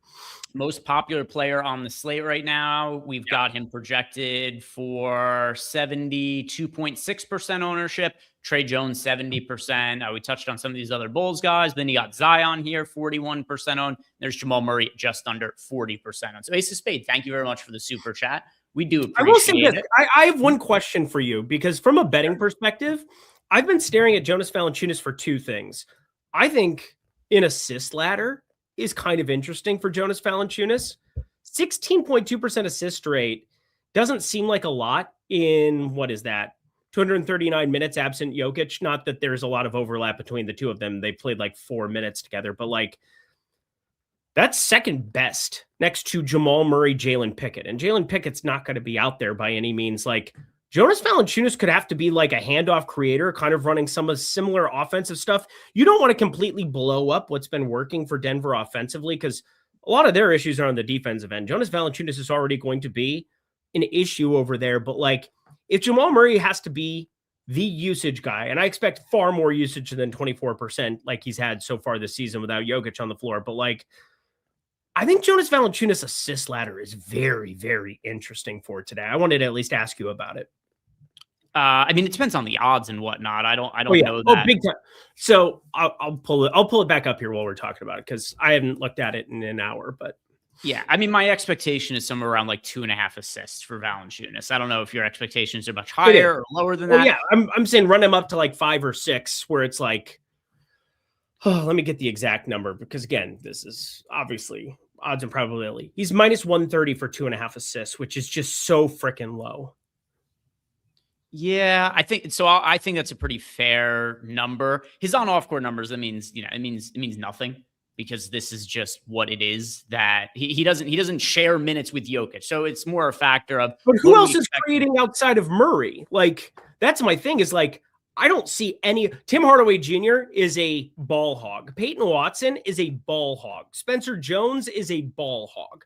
Everybody else that he'll be sharing the floor with does not pass, does not have the ability to create for anybody else. It's basically Jamal Murray and Jonas Valanciunas. They're the only two who can actually create shots and looks for other guys on this team. Unless it's just ISO. I mean, yeah, he could end up getting assists on like DHOs or whatever, but here's a question I have for you. When he plays off the second unit, because he already has a very low assist rate, when he plays off the second unit for the Nuggets, who do you expect to create in that lineup? Like, his assist rate to me wouldn't really he constantly plays with guys who aren't able to create their own offense this year. So he's played with Bruce Brown a lot. Bruce Brown, not a nothing. Obviously, that's a different role, and you're playing a different role when you don't have Jokic. So, like, when you have 36 minutes of Jokic tonight, that's 12 minutes where you're basically saying, Jamal Murray, do something for us. Bruce Brown, do a little bit for us. But, like, now that you're going to be absent 36 minutes for it, like, you know, you're looking at such an opportunity, such a change in role. Like Jamal Murray at 30.4% assist rate, 202 minutes without Jokic on the floor. I just kind of look at Jonas Valanciunas as potentially the second best option they have to instigate offense, even if it's just dribble handoffs, create space by the fact that he's huge in the perimeter, and give Tim Hardaway Jr. some looks, Spencer Jones some looks. Like, I'm just thinking about what this offense looks like. And once it gets shown that they're going to utilize him in some kind of like a similar role, because like Jokic is an anomaly. We're not going to compare Jonas Valanciunas to Jokic. That's like comparing God to a peasant. Like I'm not saying that, but like there has to be something there with how they create offense for somebody. And I just don't know whom else would potentially be that guy. And I know I'm talking about the betting angle of this, but like we're going to play a ton of him in DFS no matter what. He is a ridiculous rebounder. He's a 1.3 DraftKings points per minute guy. Like no problem with that. But like we have him at 2.8 assists. And I'm just curious because this is a super low assist allotment across the entire board for Denver. And I'm just not sold that this is the way that it's going to go. So you got Jamal Murray. We have projected for 8 assists, about 3.5 for Bruce Brown, just under 3 for Valanciunas. I think the team's just shitty. Like, I don't think there's going to be I don't think there's going to be a massive amount of guys creating offense outside of Jamal Murray for this team. I don't think it's a bad bet. I don't think it's a great bet either. I think the line's about fair is how I look at Valanciunas. Hey, I'm 3 for 3. I'm not looking for a reason to add another bet right now. If you just bet when you win and you just keep it going that way, looks better than, just fire off 40 bets and win 25 of them. But people don't know which ones to parlay then, Greg. That's the problem. Hey, you asked me the question. I'm just giving my honest answer. Talking through it rather than, just bullshitting people. $70 million man. Okay, guys, I think she got an alert. Last one. All right. Well, $70 million man. Number one, please give your mom her credit card back. Number two, before you do, go put all of her money into your DraftKings account and ladder a Jonas Valanciunas assist. $70 million man. Happy New Year's. Give mom back her credit. Oh, great. If he has 6 assists today, I get to be so mad at you. I can't wait. You don't have to listen to me. You got I know it's my money. I can do what I want. I just wanted to know. You could go place here. I don't consult you when I'm up at 6 a.m. betting Chinese basketball. I don't ask you about what you think about Mom, Bet365 account. We're laddering Jonas Valanciunas. Who's Jonas Valanciunas? The mortgage is on it. The mortgage is on it. Oh my God. I have 2 mortgages. I need 0. This is awful. Bomber 24. He's got a 2v2 question for us. Engleman, Fox, or Wemby and Buzelis? Pretty sure that's Wemby and Buzelis for me. Yeah, it's going to be Wemby. Let me check. So I put 50 minimum on a Kungwu. I'm going to put 60 minimum on Victor today. Victor Wembanyama just absolutely face fucks the Knicks tonight. I can't wait. Buzelis and Wemby. That's going to be the combo for me. Thank you for the Ingram is so hard to play on this slate. Aiden wants to know, does Vooch's assist rate go up significantly with no Giddey? I kind of like his ladder. All right, so let's look at the on-off court numbers for these guys. And don't forget, we're not only taking Giddey off the court, we are also going to be taking Kobe White off the court. So let's see what we have here. Also, I don't know what Vooch's assist ladder props are off the top of my head, but let's do a couple of things here. Let's look at our stats projection. If you guys don't know that, by the way, on our projections page, you can press stats and you can also see the full breakdown of our stats projections for all of the players. I know there's a lot of people. There are some people who I know that sign up for Stochastic that aren't even DFS players. They just use some of our projections for betting. But all right, the Chicago Bulls, we have for the expected assists of players, Trey Jones at 7.1. We've got Ayo at 4.8. We've got Vooch at 3.4. Now the on-off court numbers for the year, if we take Giddey and Kobe White off, what does that do for the assists on Vooch for 156 minutes, 17.9% assist rate in 156 minutes. Good for 4.2 assists per 36 minutes for Vooch with both of them off the court. So, tough. Aiden, I don't know what the numbers are. Let's see. It's worse. So it's minus 153, 3.5, which is going to basically be really, really thin. And then let's see the assist ladder. You've got him 4.5 is +1. I feel the same way that I did when I just told Eric about the Valanciunas prop. I don't think it's starting lineup for the Bulls. Jalen Smith in the starting lineup. It is going to be Jones, Okoro, Buzelis, Smith, and Vooch. So we got. But what's interesting here, still Buzelis. It's a pretty big front court that they're going there. Okoro at shooting guard, Buzelis, Smith, Vooch. So that's going to be a big team there for the Chicago Bulls. Jalen Smith now, he's going to come up in ownership. We were talking about liking him before as a Bull to be overweight to the field too. Still going to like him. I just assume the ownership's going to be quite a bit higher. But anyway, as far as Vooch goes here with the assists, I feel the same way I said about Valanciunas before. I'm not going to tell you it's a terrible bet. I just think it's a fair line. I don't think it's great either. We got him projected for right around 3.5 assists. And yeah, it's not like his assist rate goes massive or anything like that with Kobe White and Josh Giddey off the court. Helps him a little bit, but it's kind of baked into the props already at this point. Agreed. It's not one that I would get close to. It's just, would it shock me if he created enough here with Io off the bench? No, it wouldn't. But the other part of this is that you now got him. Yeah, Jalen Smith, man. Let's just get into this part of it. Yeah, so let's talk about the starting lineup. Although really quick, I'll read this as well. $70 million man. Jokes aside, thank you guys. Have a great year. And then a lot of emojis there. Yes, $70 million man. Happy New Year. And love that it's a $50 first place screenshot in his avatar. That makes me so happy. What a great still time to steal your dad's credit card. Your mom might have found out, but dad doesn't know yet. So let's talk Bulls starting lineup. Jalen Smith starting, Kevin Huerter off the bench. I mean, I think this is pretty simple in terms of value. Jalen Smith looks better. Kevin Huerter looks a little bit worse. I don't know that it's too much more complicated than that. We're going to be giving Kevin Huerter a few less minutes, Jalen Smith a few more minutes. Is exactly it. And it shouldn't come from the clouds. This shouldn't be that surprising to anybody. This is what they did in the second half. That's like Jalen Smith started the second half alongside Vooch. So like, this is not completely shocking to me. So we got it. Oh my Lord. I just saw that super chat come in. Eric, my goodness, dude. Oh my. Guy Eric, who won a GPP last night. Hey guys, thanks for everything. The advice and tools are unmatched. Still on a high from binking last night. Yeah, if you guys didn't see, Eric Johnson over on Twitter won a GPP yesterday. He super chatted us. He tagged us and EMAC, which absolutely love to see that. And then says, let's see if we can make it back to back. And then I realized I just jinxed myself. Yeah, we'll do our best. We'll do our best. One thing you're probably going to want to do, which is what we're getting at right now, is play some of these Bulls guys, Jalen Smith in particular, now that he's starting. But Eric, what was it you wanted to say about the starting lineup here and Jalen Smith? No, he just gave us $100 super chat.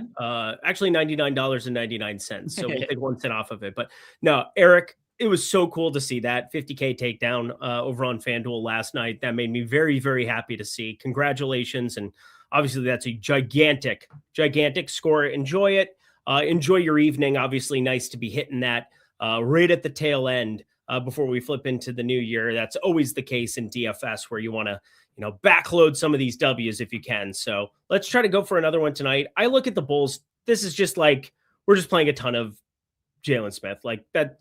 That's really as simple as this gets. What's annoying is that Jalen Smith and Vooch are both FanDuel only. So what this really does on FanDuel is strip away from some of the Vooch ownership and gets really flooded. And considering we only have 21 minutes before lock, I'm kind of inclined to jam Jalen Smith on FanDuel at center now. I can play some of these luxury items like Wemby's like 4% over there. He's 11.4. It's a little bit different equation as opposed to where he's sub 10K over on DK, but like I'll still get to a little bit, but like I think the real change is that Jalen Smith is a serious thing on FanDuel right now, where we have them both center only, Vooch and him. And on DK, because of the power forward eligibility, I'm less concerned.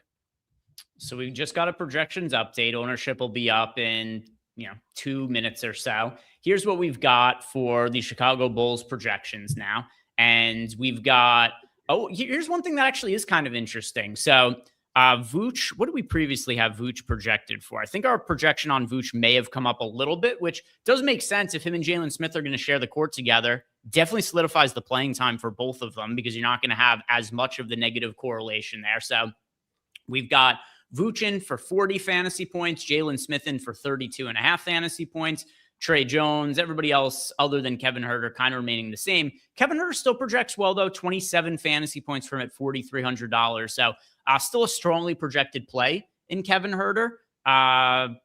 But yeah, coming off the bench, so his minutes at 26.5, not quite what they were before. Still a playable guy. He's just not going to show up in quite as many lineups on the next run of Sims, I do.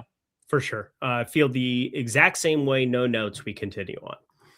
All right. We've got a handful more super chats, so let's answer the rest of these. Then we can do the nuke of the night, Eric. Sam Van Dam, Mamu and Murray, or Brunson and Valanciunas. Thanks, guys, and Happy New Year. That's going to be, let's see.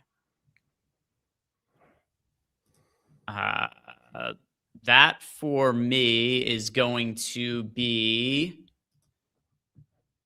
Brunson and Valanciunas. It's tough. I don't like Mamu Kavalishvili and I don't like Brunson today, but I like Murray and Joe Val.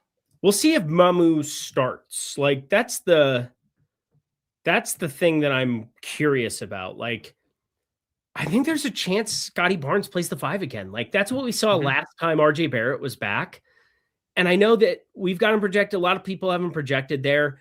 I still think Sandro's a guy that is going to shoot threes and knock him down when he's going up against Jonas Valanciunas and Zeke Naji. But like, other than that, I got a little bit of CLV on that earlier today, going 1.5 threes plus money. Like, I don't think there's a lot there from a DFS perspective, especially you got to nail center today. Like center is just a wagon. And I can't imagine Sandro at 5,600 being anything I want to prioritize whatsoever, even if he does start. So I'm with you there. Like Murray, nuclear, Joe Val, nuclear, but like Brunson, Mamu, I'm completely with you. They're just random 5%, 10% guys for me on this slate currently. We'll see what the field does with them.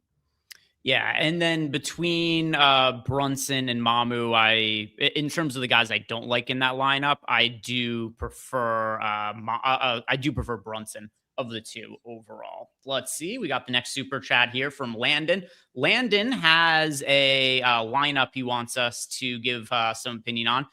Jones, no issue there. Murphy, Mikal Bridges, Smith, Wemby, Hunter, Zion, Joe Val. I don't think I have very much of. Yeah, I don't really like Bridges for today. Murphy is a good option. Jones obviously a good option. Smith, Wemby, Huerter, Zion. Yeah, the only part of that lineup I don't like is Mikal Bridges. Everything else looks solid. Yep, Mikal Bridges is just tough. They play so much that every single slate that, I mean, not as much as they did a year ago, that's for sure, but I definitely want to. Oh my God. Now we got $100 super chat. What's going on this show? What is actually going on? By the way, Nick's starting lineup is Brunson, Bridges, Diawara, Anunoby, and Towns for today. Even though he's starting, I don't think Diawara is going to play a ton.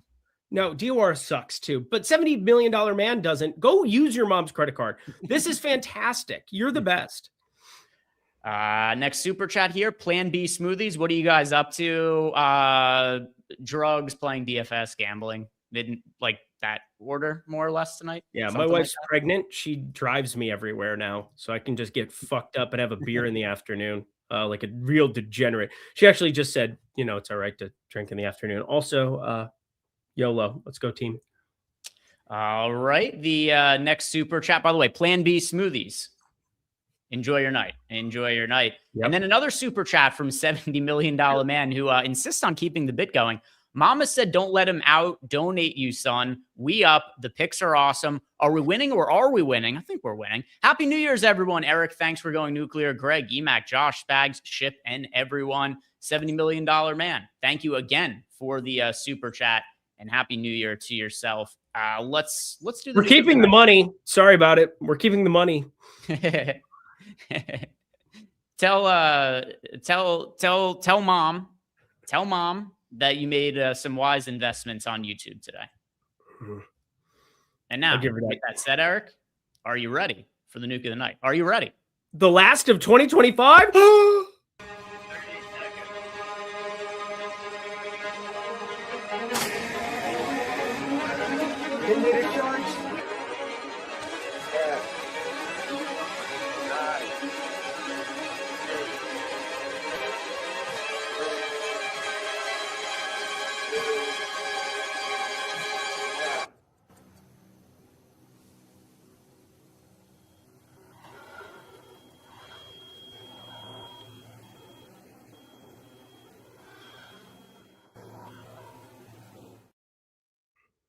All right, Eric, we've had, relative to what the expectations were coming into the show, maybe a little bit more news than we anticipated. We've had some moving pieces, not necessarily a completely unexpected starting lineup, but a starting line for the Bulls that could have gone multiple different directions. So now I want to know from you, what direction are you going with for your nuke of the night?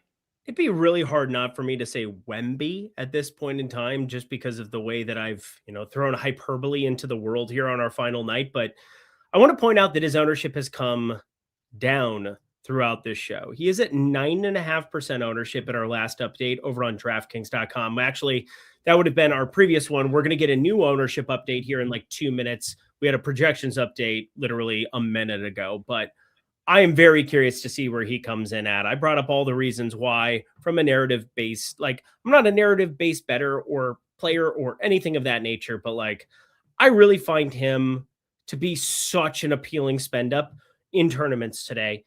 There's a narrative that, he got destroyed by these Knicks, but I think it's a big deal. Like, I think it's a legitimately gigantic deal to not have Mitchell Robinson as the backup center here. He went crazy against San Antonio in the NBA Cup. And this game being played in San Antonio, coming off of, obviously losing his grandma in that NBA Cup game. She had passed away that morning, and he ended up playing, and he had the worst plus minus of anybody on the San Antonio Spurs at a minus 18 in that game. I think he just goes bananas here. I think 30 minutes are definitely on the table based on the fact that he has slowly increased his workload, and it seems as though everything is going pretty darn well for him. Plus, you get Julian Champagnie back in there starting, where that is just, it's a guy who just basically is a 3-and-D dude who's out there and can, just not necessarily need to have the ball in his hands and be another playmaker. That's only good stuff for Wemby. Wemby, nuke of the night. So I was going to go with Wemby too. Fuck it. Let's double up on it. I'll go with Wemby as well. I'm updating everything for our latest projection update, and then also an ownership update that just came in. I did think that Wemby's ownership was going to come up a little bit over the course of the show, but it's sitting at 10% right now, which is pretty much where it was at when we started. I still do think he's going to be a little bit higher owned than that, but who knows? Maybe I'll just be totally wrong. If you look right now at the highest priced players on the slate, we have ownership on the top end guys.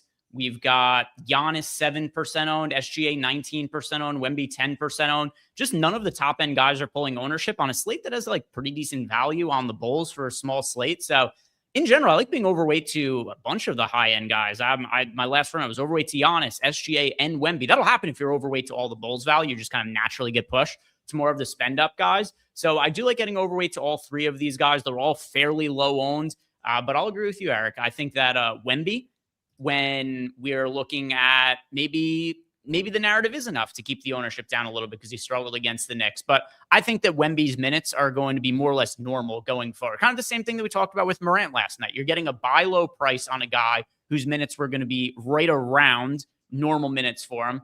So I'll agree with you. Let's go with Wemby. Nuke of the night. 2 times. I knew you loved me. This is true. I'll take it. True. I'll take what I can get. All right. Mastermind Magruder, top 2 centers for single entry and favorite play at each position.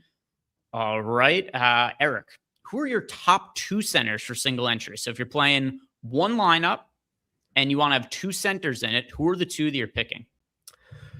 So, I mean, obviously FanDuel is different where there's only one, and you have Jalen Smith and Jonas Valanciunas pulling like 80 or 90% of the ownership at center today, and they probably should. I'll say on DK, Wemby, Jonas Valanciunas. Like, that's just the way that I'm going. You can play Jalen Smith power forward. For single entry, like I'm kind of inclined to say Vooch and Valanciunas, but we do have Wemby as a potential option. I feel kind of inclined to throw him. So I'll go, I'll say Wemby and Valanciunas. If I was just playing one lineup, though, I probably would be most inclined to go Vooch and Valanciunas. But yeah, lots of good center options for today. Oh, I forgot the other part of this. Favorite play at each position. All right, Eric, let's go back and forth on this. So starting at point guard, that's going to be Trey Jones. Trey Jones, yeah, just a lot. Shooting guard, that is going to be Ayo Dosunmu for me. Ayo Dosunmu. Small forward, that is going to be, I know he's not starting anymore. Small forward's pretty weak, though, Herder. Herder and Ayo, yeah, 1-2. Power forward, Jalen Smith. And then Bazell is pretty close. And then Valanciunas at center. All right. Thank you very much for the super chat there, Mastermind. Let's see what we have in Discord now. Lots of questions for today. If you guys haven't done it, like the video, subscribe to the YouTube channel. If you want more free content for myself, head on over to Tails. Either go to tails.bet or download the Tails app.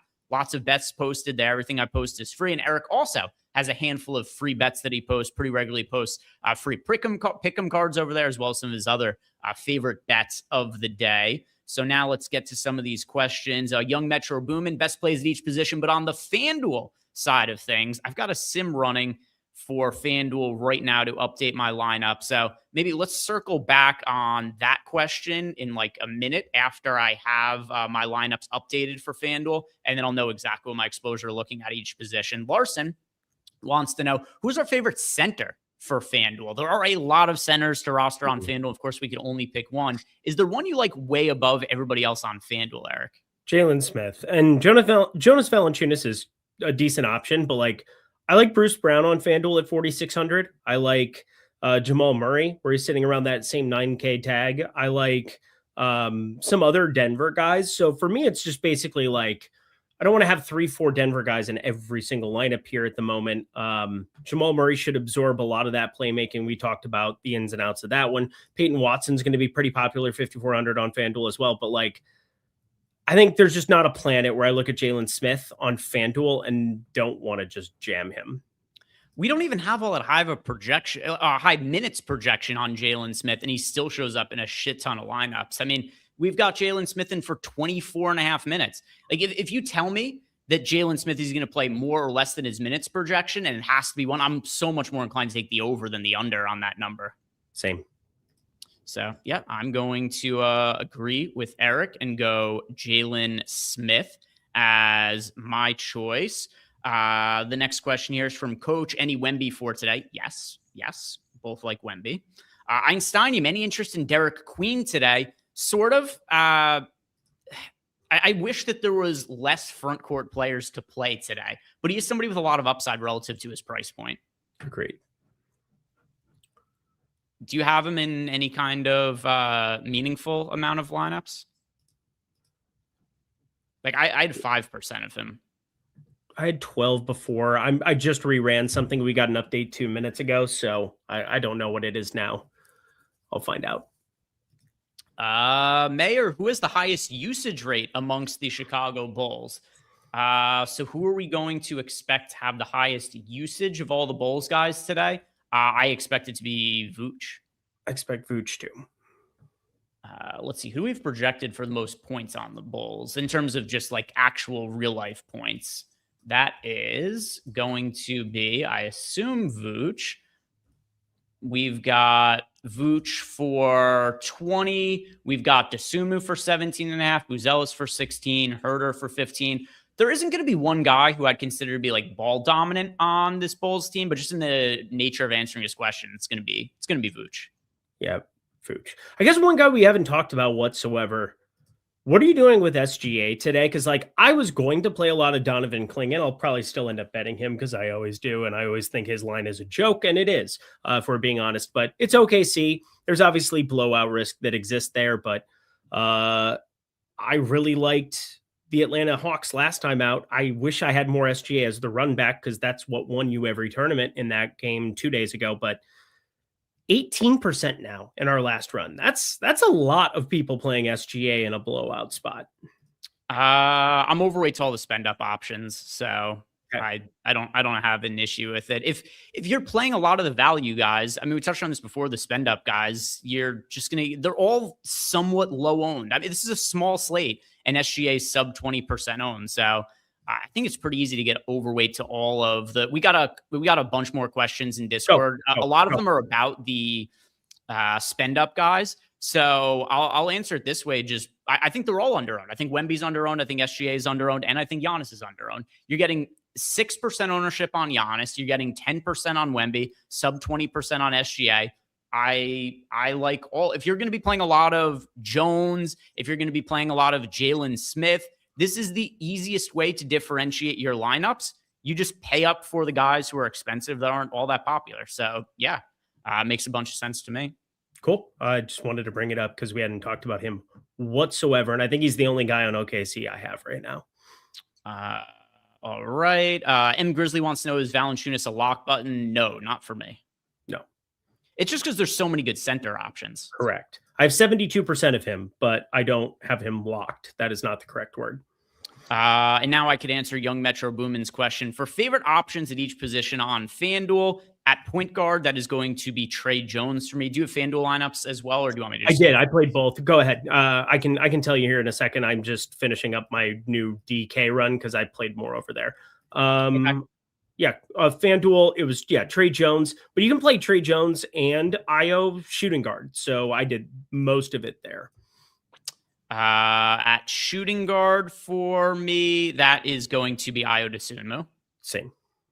At small forward, that is going to be relative to ownership, Kevin Huerter. He's only 20% owned now on FanDuel. That's pretty appealing to me. He looks pretty good. 5,400 is going to keep that ownership in check. And boy, do I like that on FanDuel for him. Power forward, Scotty Barnes. Scotty Barnes is awesome. We haven't talked about him either today. And I think he's my favorite run back of sorts with some of those Denver teams. And I think there's a chance he starts at the 5. Just want to throw that out there. And then it's center. That's going to be Valanciunas for me. Jalen Smith looks really good as well. But if it's just one or the other for me, it's Valanciunas over Jalen Smith. It's Jalen Smith for me, but I totally understand your logic. All right. Were there any other super chats that came in? There is. Oh, Pierre, favorite FanDuel players at each position. Well, that's convenient because we just did that. Hunter Schwartz, Castle and Barnes, or Zion and KPJ on FanDuel. Zion and KPJ. Zion, KPJ. How do we feel about Trey Johnson on DraftKings? A little bit too thin for me. A little bit too thin for me too. Mastermind Magruder, Murray or Avdia? Murray over Avdia. Murray over Avdia. And then another one here, 1v1 for Mastermind Magruder, Huerter or Hardaway. That is Huerter over Hardaway for me. Huerter for me too, even though Hardaway, double check, make sure he starts. But I think he starts. I think everybody's got him starting, but just double check. All right. We are approaching lock. So one more time, like the video, subscribe to the YouTube channel if you guys haven't already. Eric, as our lineups are being finalized here, is there anybody you are not getting a ton of exposure to that is scary to you? Is there anything that you are nervous about being underweight to the field to that could potentially be ruinous for you this evening? Pulling it up here relative to the ownership. I ended up right at 32% Jamal Murray. So I'm like there. I have almost no De'Aaron Fox. That would be terrifying. I have almost no Sadiq Bey. That would be terrifying. I kind of wish I had more, but that's not going to change here in the next minute or two. Trey Murphy ended up being the guy that I got a little bit more of. I will say this too. Ryan Rollins, I find to be somewhat intriguing. If we get like shutdown mode here for Milwaukee, Giannis is still somewhat limited. And I really like the idea of just kind of getting to some of these dudes and living to tell the tale, like Kevin Porter Jr., him. There's just got to be something that breaks your way there. So yeah, I really like that one there as well. But lots of appealing tournament spots to take shots on. I ended up going the Wemby route there, but I did end up playing Ryan Rollins in single entry for what it's worth. Boom Shack wants to know, is 90% of Valanciunas fine? Yeah, you could play a lot of Valanciunas, and that's not an issue. One for me, it's going to be Denny Avdia. I talked about liking all the SGA, liking Wemby, and liking to get you. By the way, Chris Murray is available to play, so that's nice. We got that just as we hit lock. Don't have to make any alterations for that. but also kind of relevant just because we're on the same team as Denny. Denny's so expensive now. You have to choose between Denny, SGA, Wemby, and Giannis, and they're all comparably owned. Like it's not like Abdi is lower owned than these guys. Long term, I just think the other guys are better basketball players and better fantasy producers. Agreed 100%. All right, guys, that is going to do it for us. Thank you all very much for watching. Like the video, subscribe to the YouTube channel, and Happy New Year. See you guys back here tomorrow. Good night. What a log